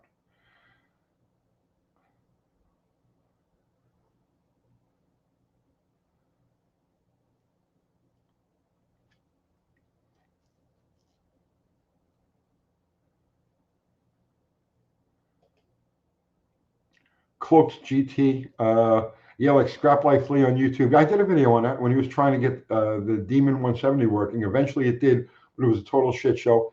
He still doesn't even have everything working. Right? It's just so ridiculous. And the thing is, right, how do you devote that much time? You know what I mean? That much time and that much manpower to one car to sort out one problem, or just to make it run. That's just so ridiculous to me. Granted, if they may be having fun, it may be a challenge that they're into, but you got to be a rare individual to find fun in that. And I'm not saying that they don't, but you got to be really rare, and I certainly would. There's just no way. That kind of time, that kind of money, that kind of aggravation. No.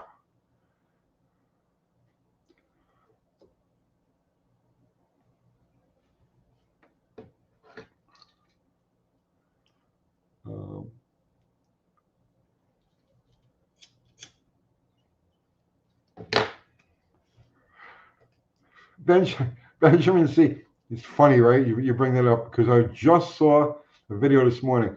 Benjamin is saying, check out Edison Motors here in Canada. These are electric trucks and the conversion kits. He is working on a second-gen Dodge with this kit. So this morning, Kathy wakes me up, right? And I didn't even sit on the couch yet. And she's like, there's a guy who just copied your video word for word. He says, What are you talking about? She says, there's a guy on YouTube. I just saw it. This guy copied you word for word. So he's talking about like enshittification and talking about the Hyundai brake pad thing. And it was Edison Motors. Kathy's like, aren't you mad about that? I said, no, it's the most sincere form of flattery. He's watching my videos. I think that's awesome.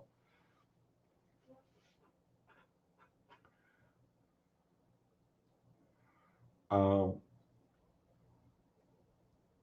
let's see.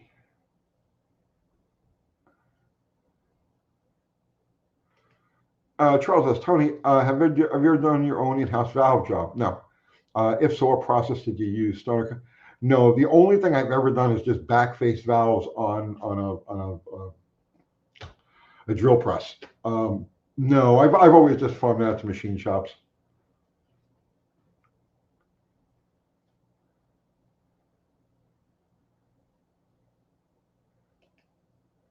Mexican Spec, I was tagged to watch that video too. It was interesting. Yeah, no, I'm fine with it. I see my stuff pop up all over the place, and like I said, I consider it an honor that they pay attention.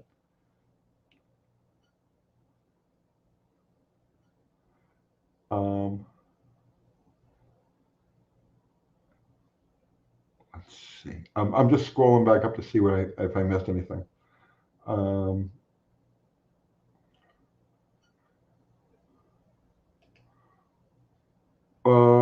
Ohio Billack.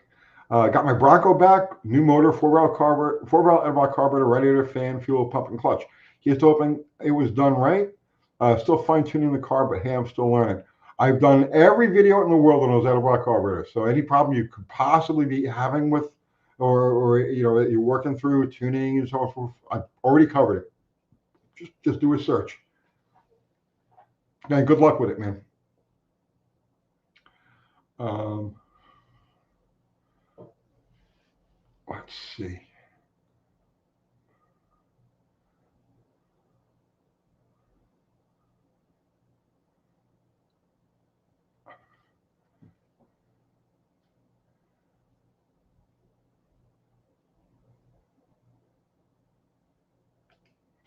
Tony, have you ever messed around with the speed of air style pistons have a crown dimple like a golf ball, fairly common in needles?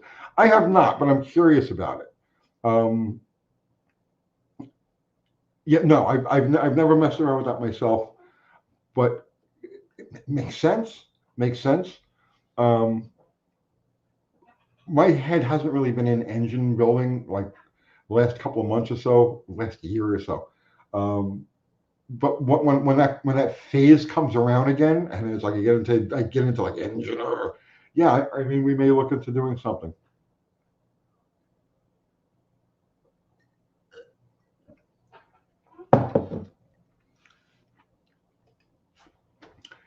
Ego death, please.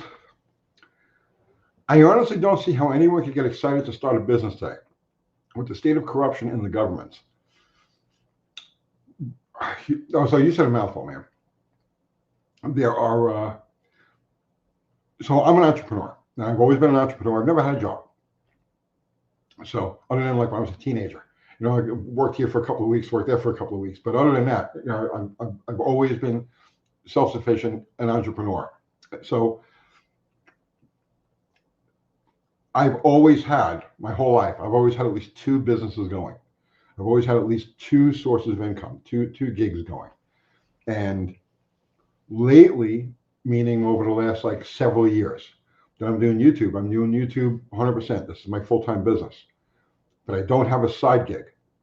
And the reason I don't have a side gig is because the state of doing any sort of small business today is completely impossible. The costs are out of control. Taxes and fees are out of control. Rents out of control. Cost of labor out of control. Everything is out of control. So this is a business. I'm working my business right now, literally. Okay, but this is a rare business where I don't have to rely on any of those other sources. So I find things to be extremely frustrating right now. I would love to open up another shop. I would love to have something going, right? A stick and mortar, a food truck, any freaking thing, right? Because that's how I am. I'm an entrepreneur and I like to try different things. But there's nothing, and absolutely nothing. I look in every direction and I don't see anything right now that has any uh, hope of long-term survivability. The state of business right now and for the last several years has been horrendous, horrendous. So no, I don't see how anybody can get excited to start a business either. But we're not everybody, and we don't see every possibility, and we're not in every market. So there are people who do find things. They find their foot in the door. They create that, the general state of crisis and chaos creates opportunities, and there are people who are actively seizing those opportunities. I, I'm just not one of them at the moment. We'll see how that goes.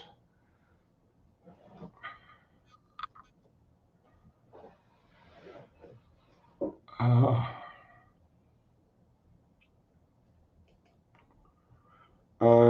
Tony, what about something, Joker? What about something in the dog pet animal world? Well, that's what we're looking at that. We're looking at that. I don't want to say anything specific, but we are looking at that. Um, but again, see, the cost of rents or just buying a piece of property to do something like that. The regulatory hoops that you got to run through, local and the insurances. There's so much right now that's stacked against anything, even in the dog pet world. It's ridiculous. So I'm on hold right now. I'm on hold. I'm just waiting. This is good. This is paying my bills. Everything's fine. Business is as far as YouTube goes, business is doing fine.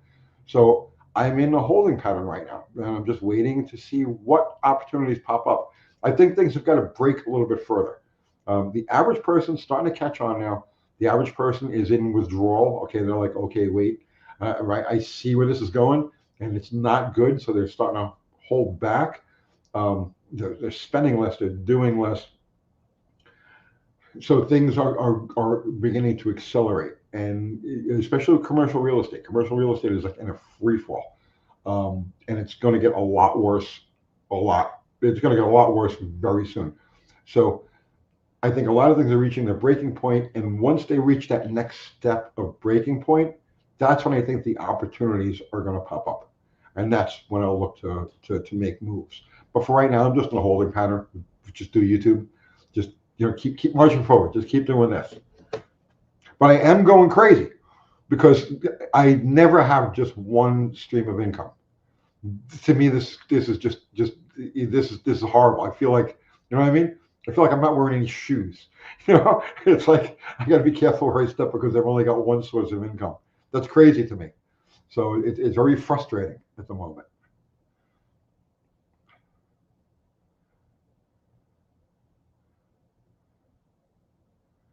Um,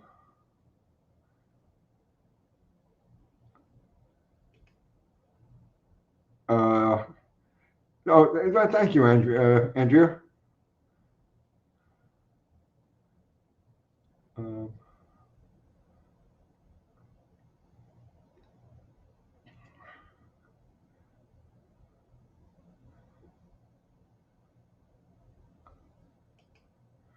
Uh, Justin Picarno. Rich people who like rare stuff is where the money is at.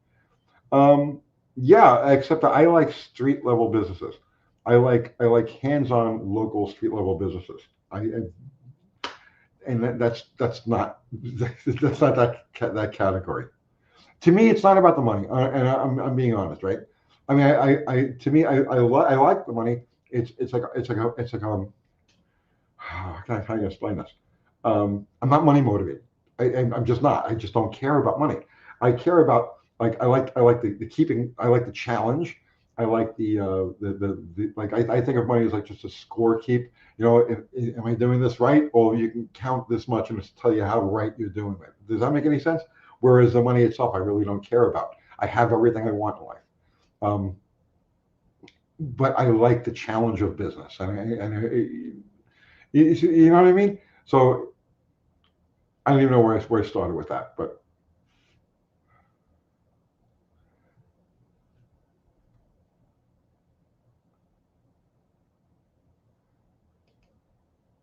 Ego death lose. I think it's going to get either really bad or it could get really good.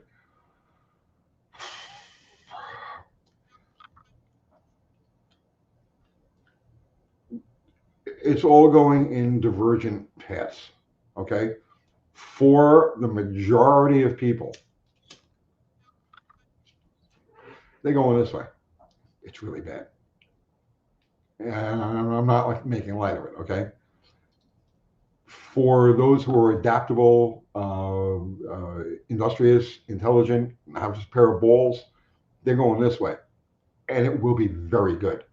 But like I said, you got diverging paths right now, and it's going to be interesting. It's going to be really interesting.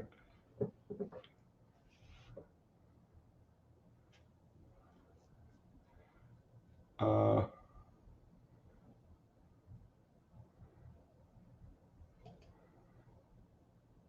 so what if your income suddenly is less than your bills by $500 a month? I've had that happen. I've been there.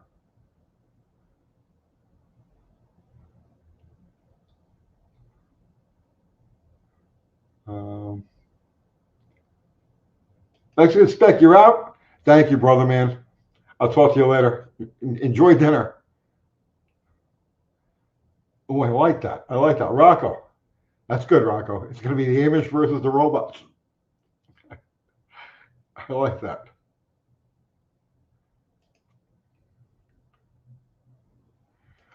Larry Beresford.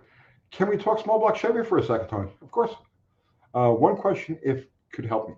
How would you bleed down a pumped up lifter in a small block Chevy that's stiff as a board?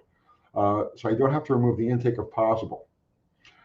If you can't tap it down, right? So if it's pumped all the way up and it will not release, the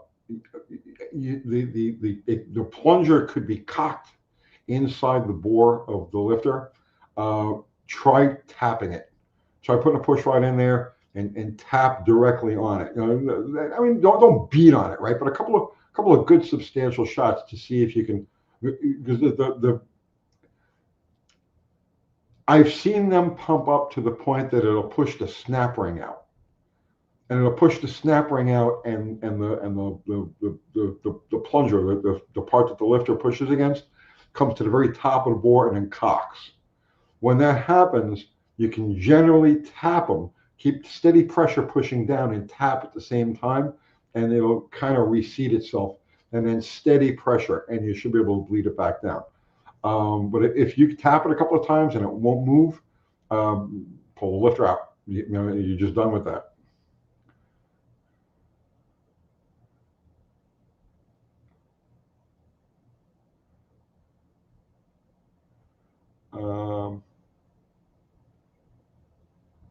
Scrolling back up.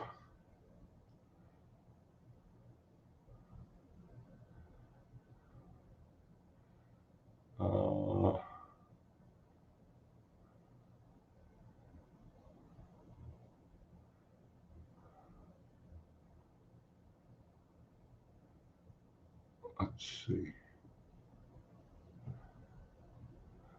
I'm just scrolling back up, guys.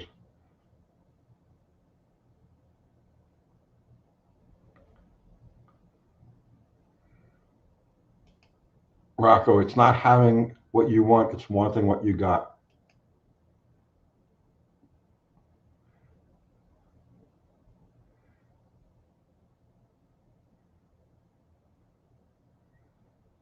Time capsule clips. How does one become a moderator? It's a bloodline thing. It's an ancient bloodline thing. All of my mods go back hundreds of years. They can be traced back to the Cathars, actually. Yeah, you're out. You're out. I mean,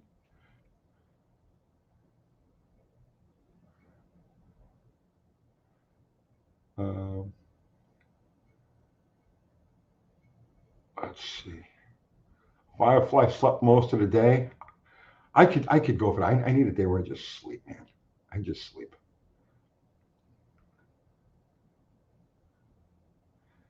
Danny Boyd, a Bellatoria is a decent, cheap frozen pizza.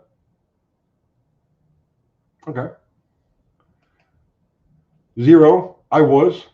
Therefore, I always was, as I was even then. And to be. Yes.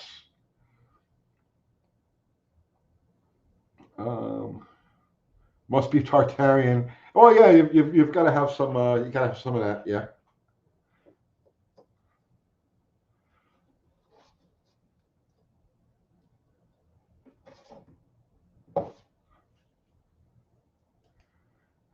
Wheelie King, you are right, Rocco. When I walk through my shop, it makes me forget about all that other shit I want. I'm a happy guy. That is the ultimate wealth. That literally, everybody's like, what's the secret to life? You know what I mean? What's right? Well, there it is, right? Just if you can look at what you've got and be happy with what you've got, you know. And it's not that you have great, crazy, exotic things. You have things that just make you happy, and you're content with that. You're happy with that, right? Well, you won. That's it. You won life. You know, it doesn't get any better than that. And it's like oh, he who dies with the most toys wins. No, he who dies with the most toys dies with the most aggravation and the most. You know what I mean? It's not volume, and it's not quality is recognized by the general population. It's quality is recognized by you. You know. Clatra. Does overbore actually cause overheating? It can in extreme cases, but I tell you what, it's more likely to crack or become porous before it actually causes overheating. But yes, a block that's got significant core shift overboard to where the cylinder walls are just very thin, yes, can cause overheating.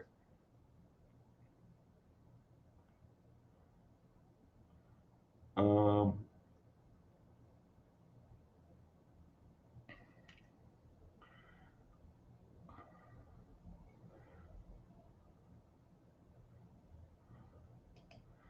Dad Dollar Britain, Tony, I have a difficult topic for you to talk about. How many tools have you lost in? Oh God, have you lost in your life? You're from our half era long before the 10. Oh, you're from the half-inch era long before the 10 millimeter socket. No, I mean metrics really started coming in the late 70s. Um, so yeah, I've been metric for as long as. Um, oh man, how many tools have I lost? Dozens of times more than what I currently have. And I really don't have anything of any value or worth. It's been such a long time since I was a mechanic, you know, where I relied on tools. I need good quality variety of hand tools that need to be clean and organized and all that stuff. It's been so long since I've lived that lifestyle. Almost 20 years now, close to 20 years. That yeah, I've given away and lost a lot of tools, a lot of tools.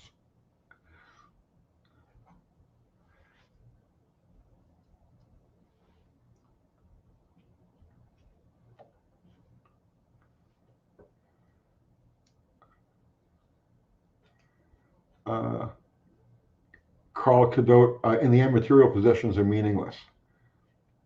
Yeah, actually, it's funny because last night I watched Whistling Diesel's video on the update on his situation, right? Which I'm half tempted. I'm half tempted to go because it's only 25 miles up the road. The courthouse he's got to be at tomorrow morning. Um, I'm half tempted to go and just be part of the crowd. Um, he was saying last night he was rambling on a little bit, and he says, "I don't care about the money. I want I don't care about the things. I want the experiences." You know, so it's like, yeah, if you want 20,000 from me or 30,000, whatever it is, sure, fine, take it. I don't care. I want I'm here for the experiences. And man, that kid is freaking smart. That's why he's as successful as he is.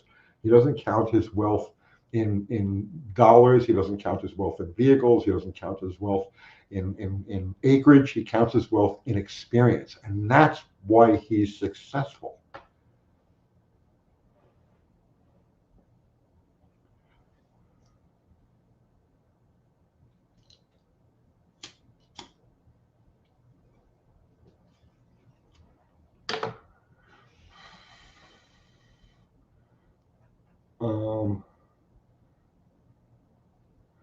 Strow.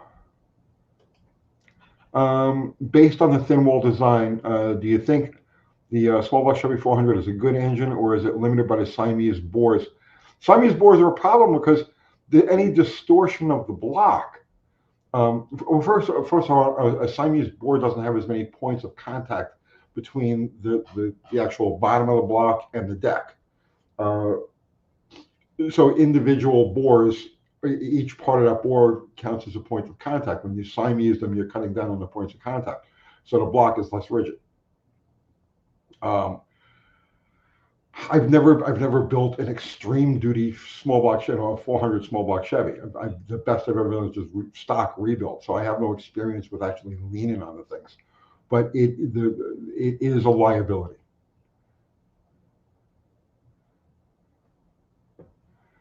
Um,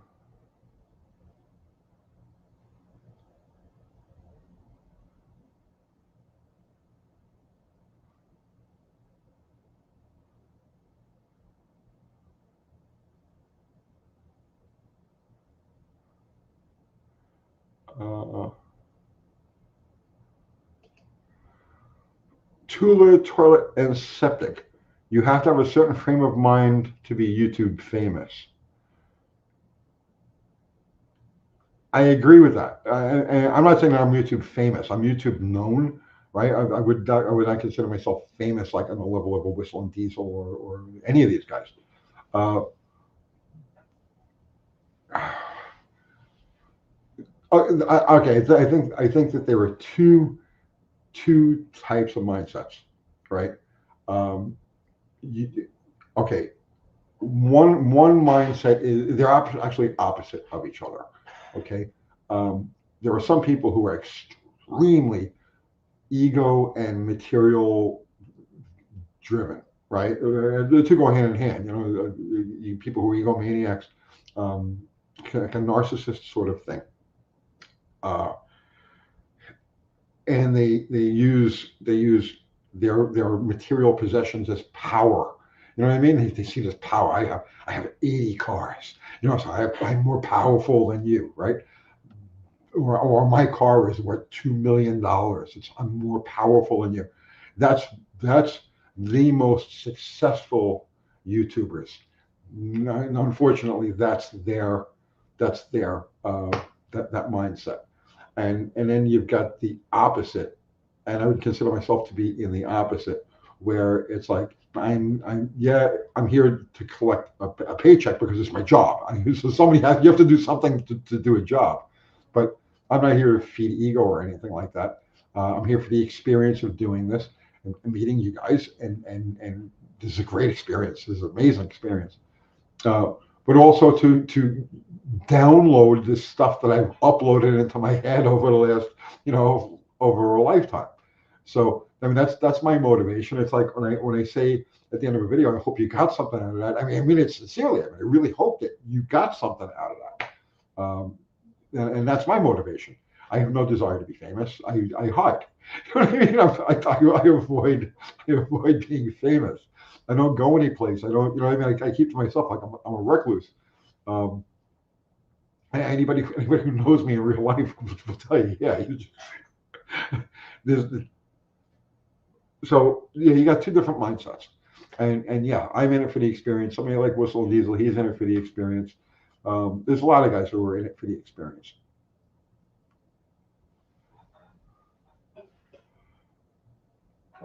Um,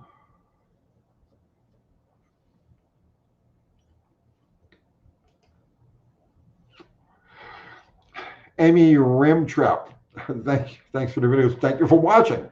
Thank you equally for clicking on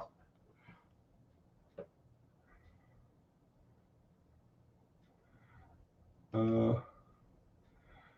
Justin Picarno, I come in here hoping you'll tell me the things I don't know yet, which happens a lot. Oh, just try to get paid.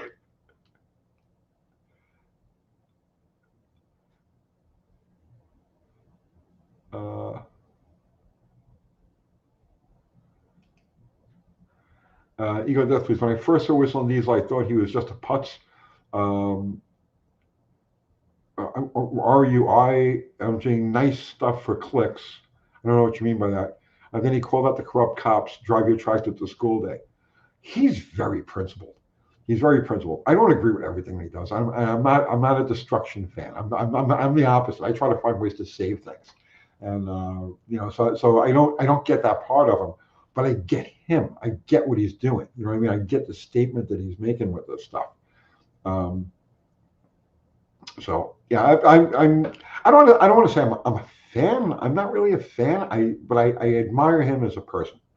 You know, I get where he's coming from.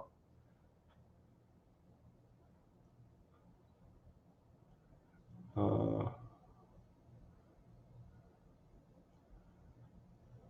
let's see.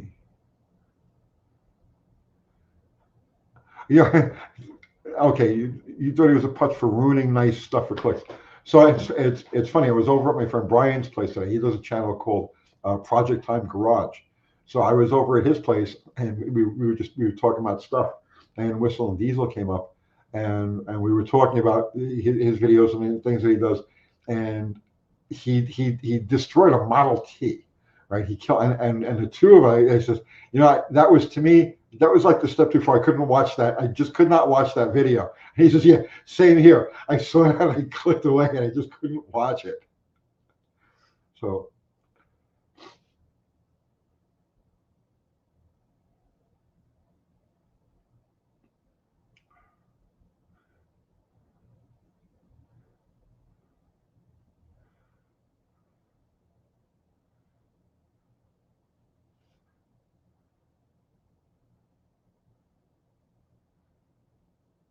um, Thunderstruck. I really like the thumbnail. Bottle Rocket motivated me to build a cheap G body on a budget friendly with junk parts.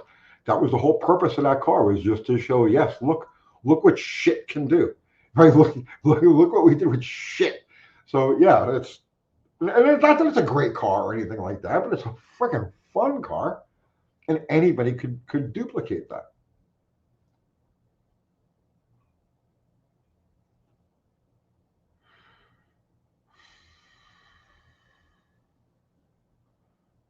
Um, Seabed Garage, are you celebrating the dial back of fuel economy standards? The government should never force us to move to electric vehicles. That would be total bullshit. Dude, I've learned not to celebrate anything the government does. Anything that comes, I'm serious about that, right? Um, I've learned to not trust, and it has nothing to do with the administration or whoever's in charge. That makes no difference. The government in general, okay? There's always a gotcha. It's anything that government does is, you literally, quite literally, making the deal with the devil. So it's like, you know, so no, I'm not excited. I'm not celebrating anything that the government does. I know better than that. I know to just sit back and watch.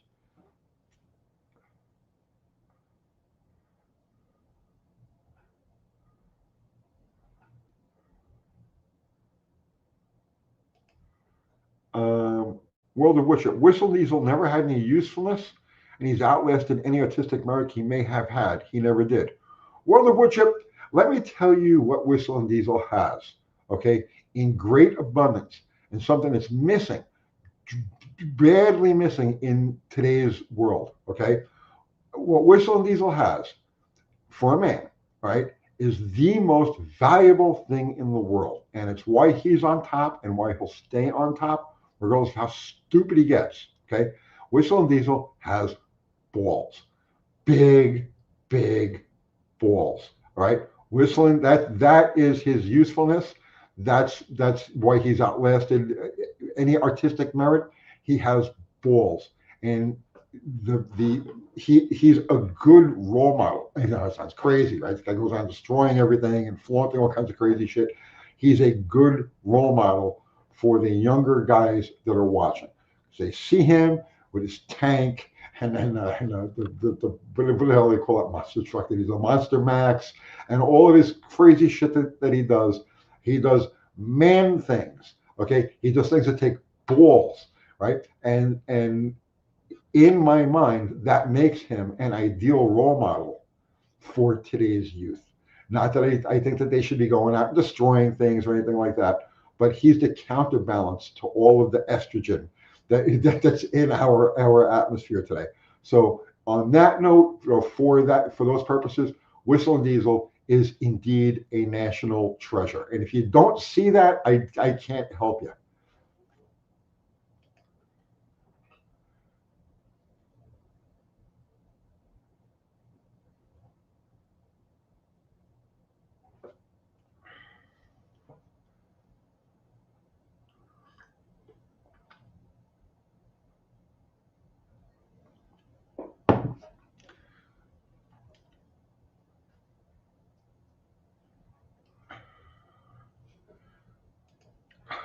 Whistle and Diesel is very consistent.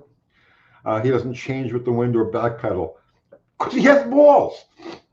Exactly that. He has balls.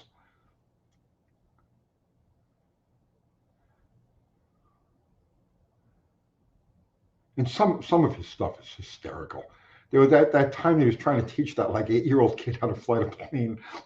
He does some pretty funny, or at least he used to do some pretty funny stuff.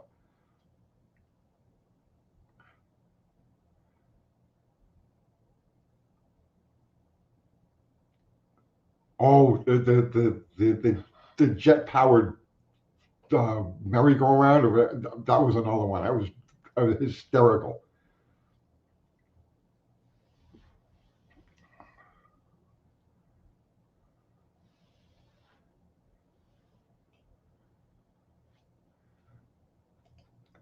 Yes, small bowler. He's filling the void left from Jackass. Yes, and CKY. I'm not sure what CKY is. Um,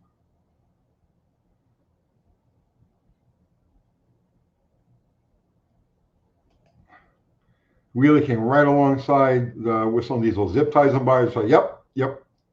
Peg. Big giant bulls. Be a fucking man. Yep.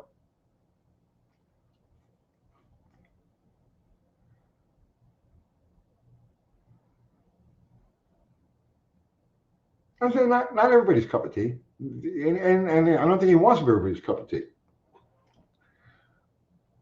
But he serves a role in today's world.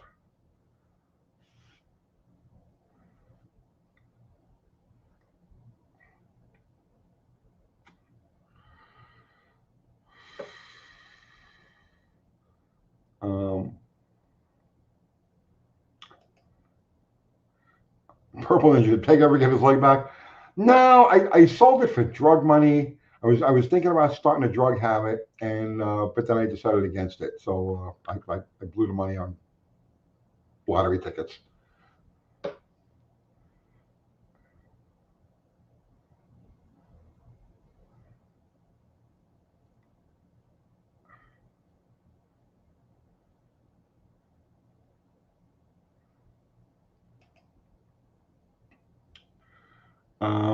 World of Woodship. I still refuse to watch an adult break things like a child, and he makes a dime off my click. I'm gonna, bro. I'm not gonna argue with you. You're entitled to your opinion on him, and I get that. Believe me, I get that. Like I said, there were certain things I couldn't watch, like the Model T. I could not watch that. I still could. I can't watch that video. So I mean, I'm with you. I get that. I understand that part of it. But you have to look at the bigger picture. Beyond our personal tastes, the bigger picture. How many over the top male role models do the young kids of today have? And it ain't many. There ain't many.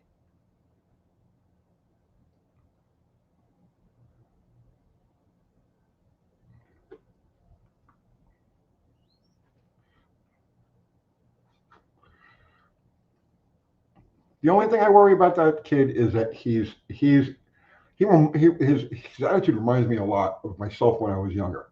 And the only thing I worry about that kid is that he takes it over the top. There's a possibility he takes it over the top. There were a lot of times I should have got friggin' snuffed doing the stuff that I was doing, and I hope that he doesn't. You know what I mean? I watch a lot of his stuff like, oh my God, this is going to be the end of him. But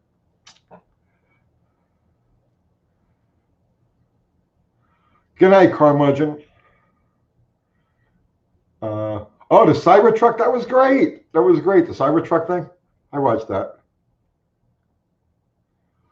Um,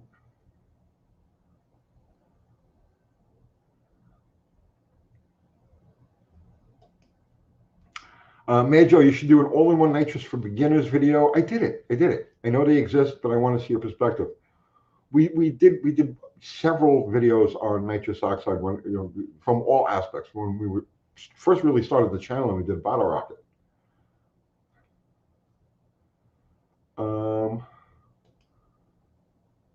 Wheelie King, you're a bike guy.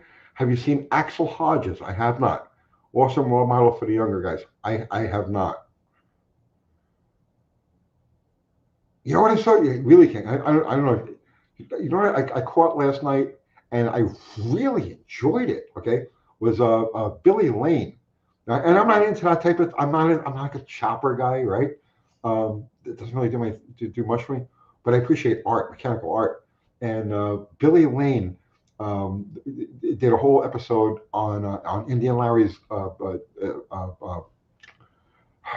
the chain bike. The name is escaping me for a second now. Why can't I think of the name of this freaking bike? Why can't I think of the name of this freaking bike? Chain of Mystery, is it? Wow, what a beautiful bike. What a nice video he did.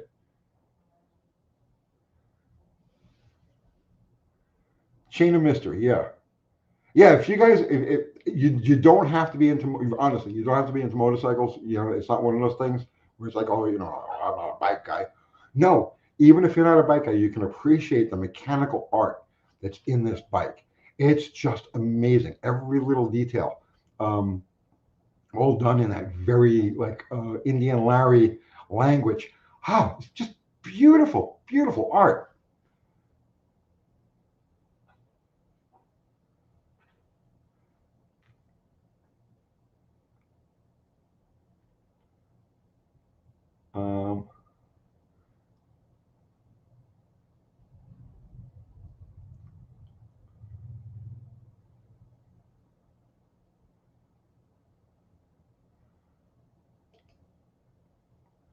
Um, Territory. Oh, well, a fun card saying I love Billy Lane. Went to a shop in Florida. Well, he's here now. He's over in Columbia, right near Sean Bikes and Beards. They're both in the Columbia Spring Hill area.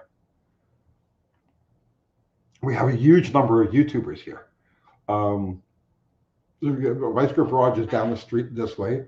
Whistle and Diesel is up the street that way.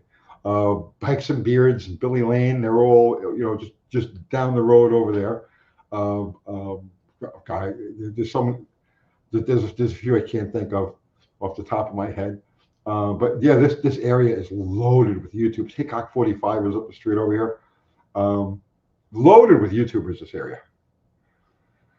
Territory, do you think the government has an eye on that Whistle and Diesel killdozer build, that he doesn't warm it up and lower the kit? There's something to all of this. I think this kid is engineering something. We'll see what happens. I think it's more than a coincidence that he builds the killdozer and then he gets this crazy government shit happening to him. The entrapment, all of that stuff, right? I think it's more than just a coincidence, but we'll see what happens.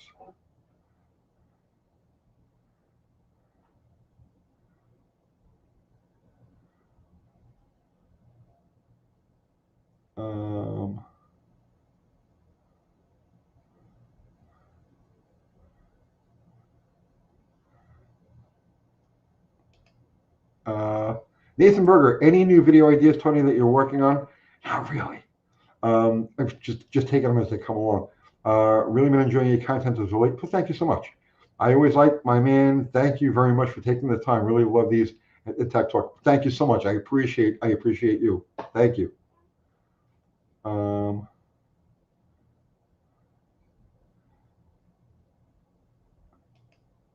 Sean the person, will we ever see a Vice Grip Garage crossover? Probably not. I'm not his favorite person.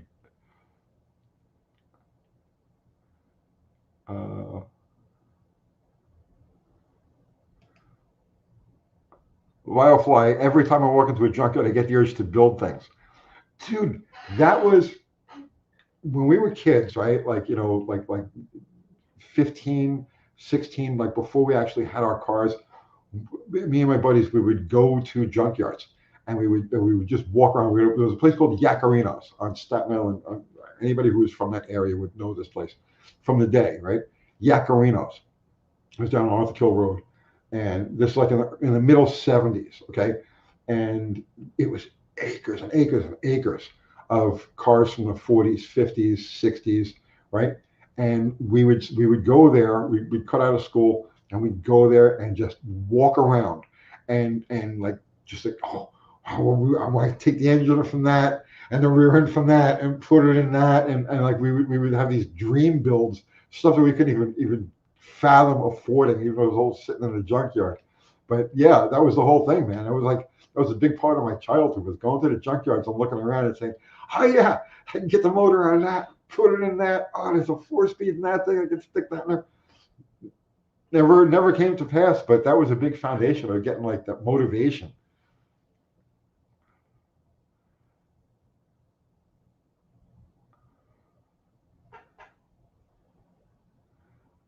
Uh,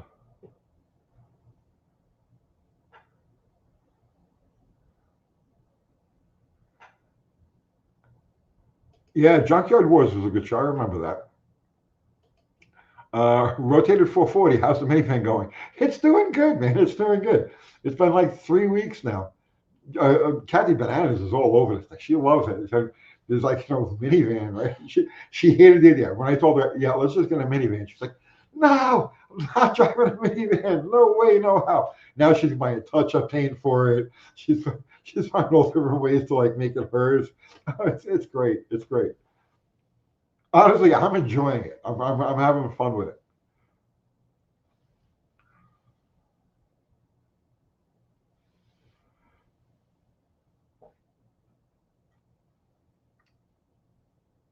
Uh,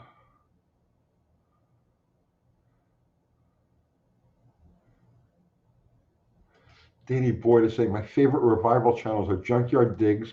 Yeah, Paul Barn Garage. I haven't seen a lot from them, but yeah, I know they do a really good job.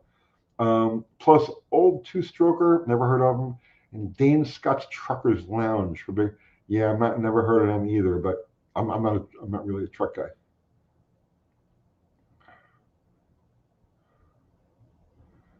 Uh, Mark Survey, Tony, don't know if anybody has asked before. What's your take on Buff and Kim's Ute conversion?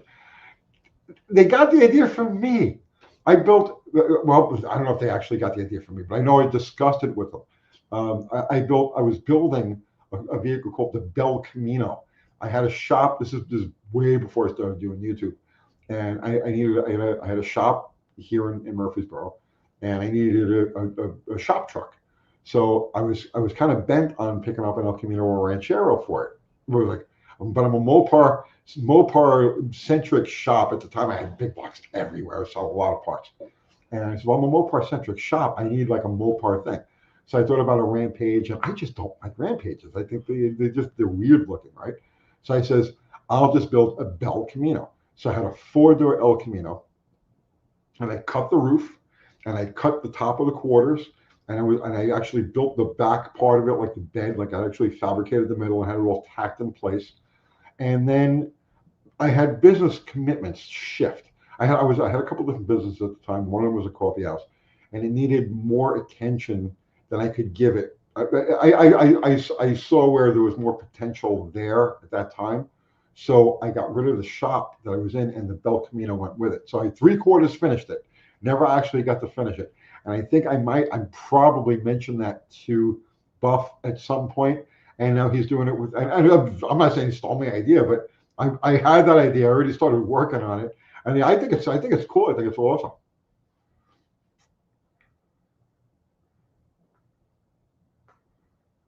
Um,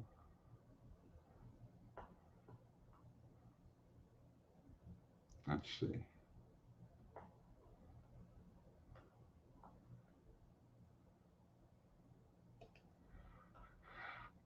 Mike Finnegan must be in your area as well if you're around Vice Grip Garage. Finnegan is in Georgia. Finnegan's probably ballpark 100 miles from here. Um, Vice Grip is in Lewisburg, which is 25 miles south or thereabouts.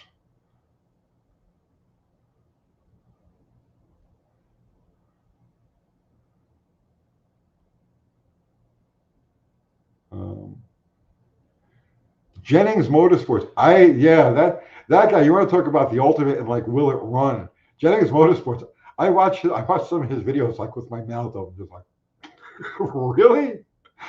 He's great. He's great.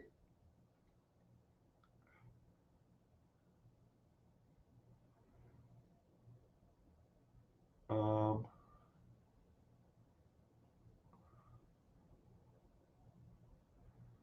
oh God, it's late, guys. We've been on for almost 2.5 hours. Jeez. Sunday night marathon. Um, yeah, I'm gonna trail meter. I like watching trail meter. Whole wreck's out in the middle of nowhere. Um, Backyard Barn Finds is a really good show. Really good channel. Backyard Barn Finds. I really enjoy his content. Um,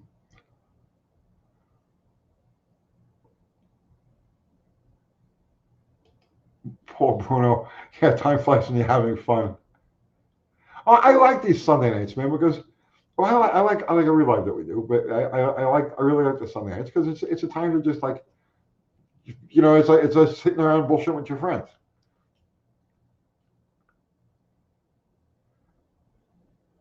Um, yes, good night, Paul Cabazola. Uh, let's see.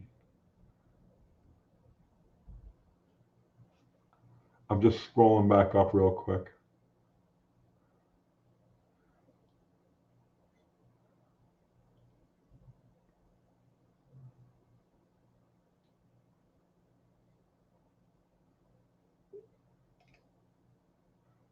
Justin Pacano.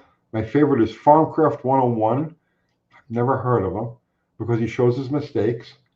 Minute of Dangle for his car acid dipping business. Sarah Intune. She's good. She's actually really good for her OCD level cleaning on cars. Yeah, I've seen a few videos, a few of her videos. She's actually pretty good.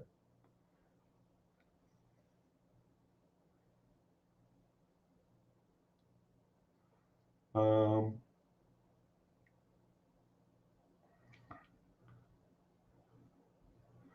all right, I'm guys. I'm gonna pull the plug while I still have vocal cords. Um, so I that's it. We're done. Our fantastic, awesome month Mexican Spec Zero Fubar. Guys, thank you so much. Everybody contributed to Super Chat. Thank you. It's always appreciated but never expected. And everybody contributed with your presence and your conversation. Thank you equally. I have no idea what I want to talk about. If you still want to hang out, go over to Jamie's at Dead Dodge Garage. He does a Sunday Night Live that overlaps hours, so you can keep hanging out all night. And what else? Dr. Art on Monday night. I have some interesting stuff. I was over at Brian Bewey's today, Project Time Garage, and we talked about a couple of really interesting things we may get involved. Actually, a couple of really fun things we may end up doing together. So, but more on that as it evolves. And I think that's it, right? I think that's it. Thank you all, and don't get killed out there.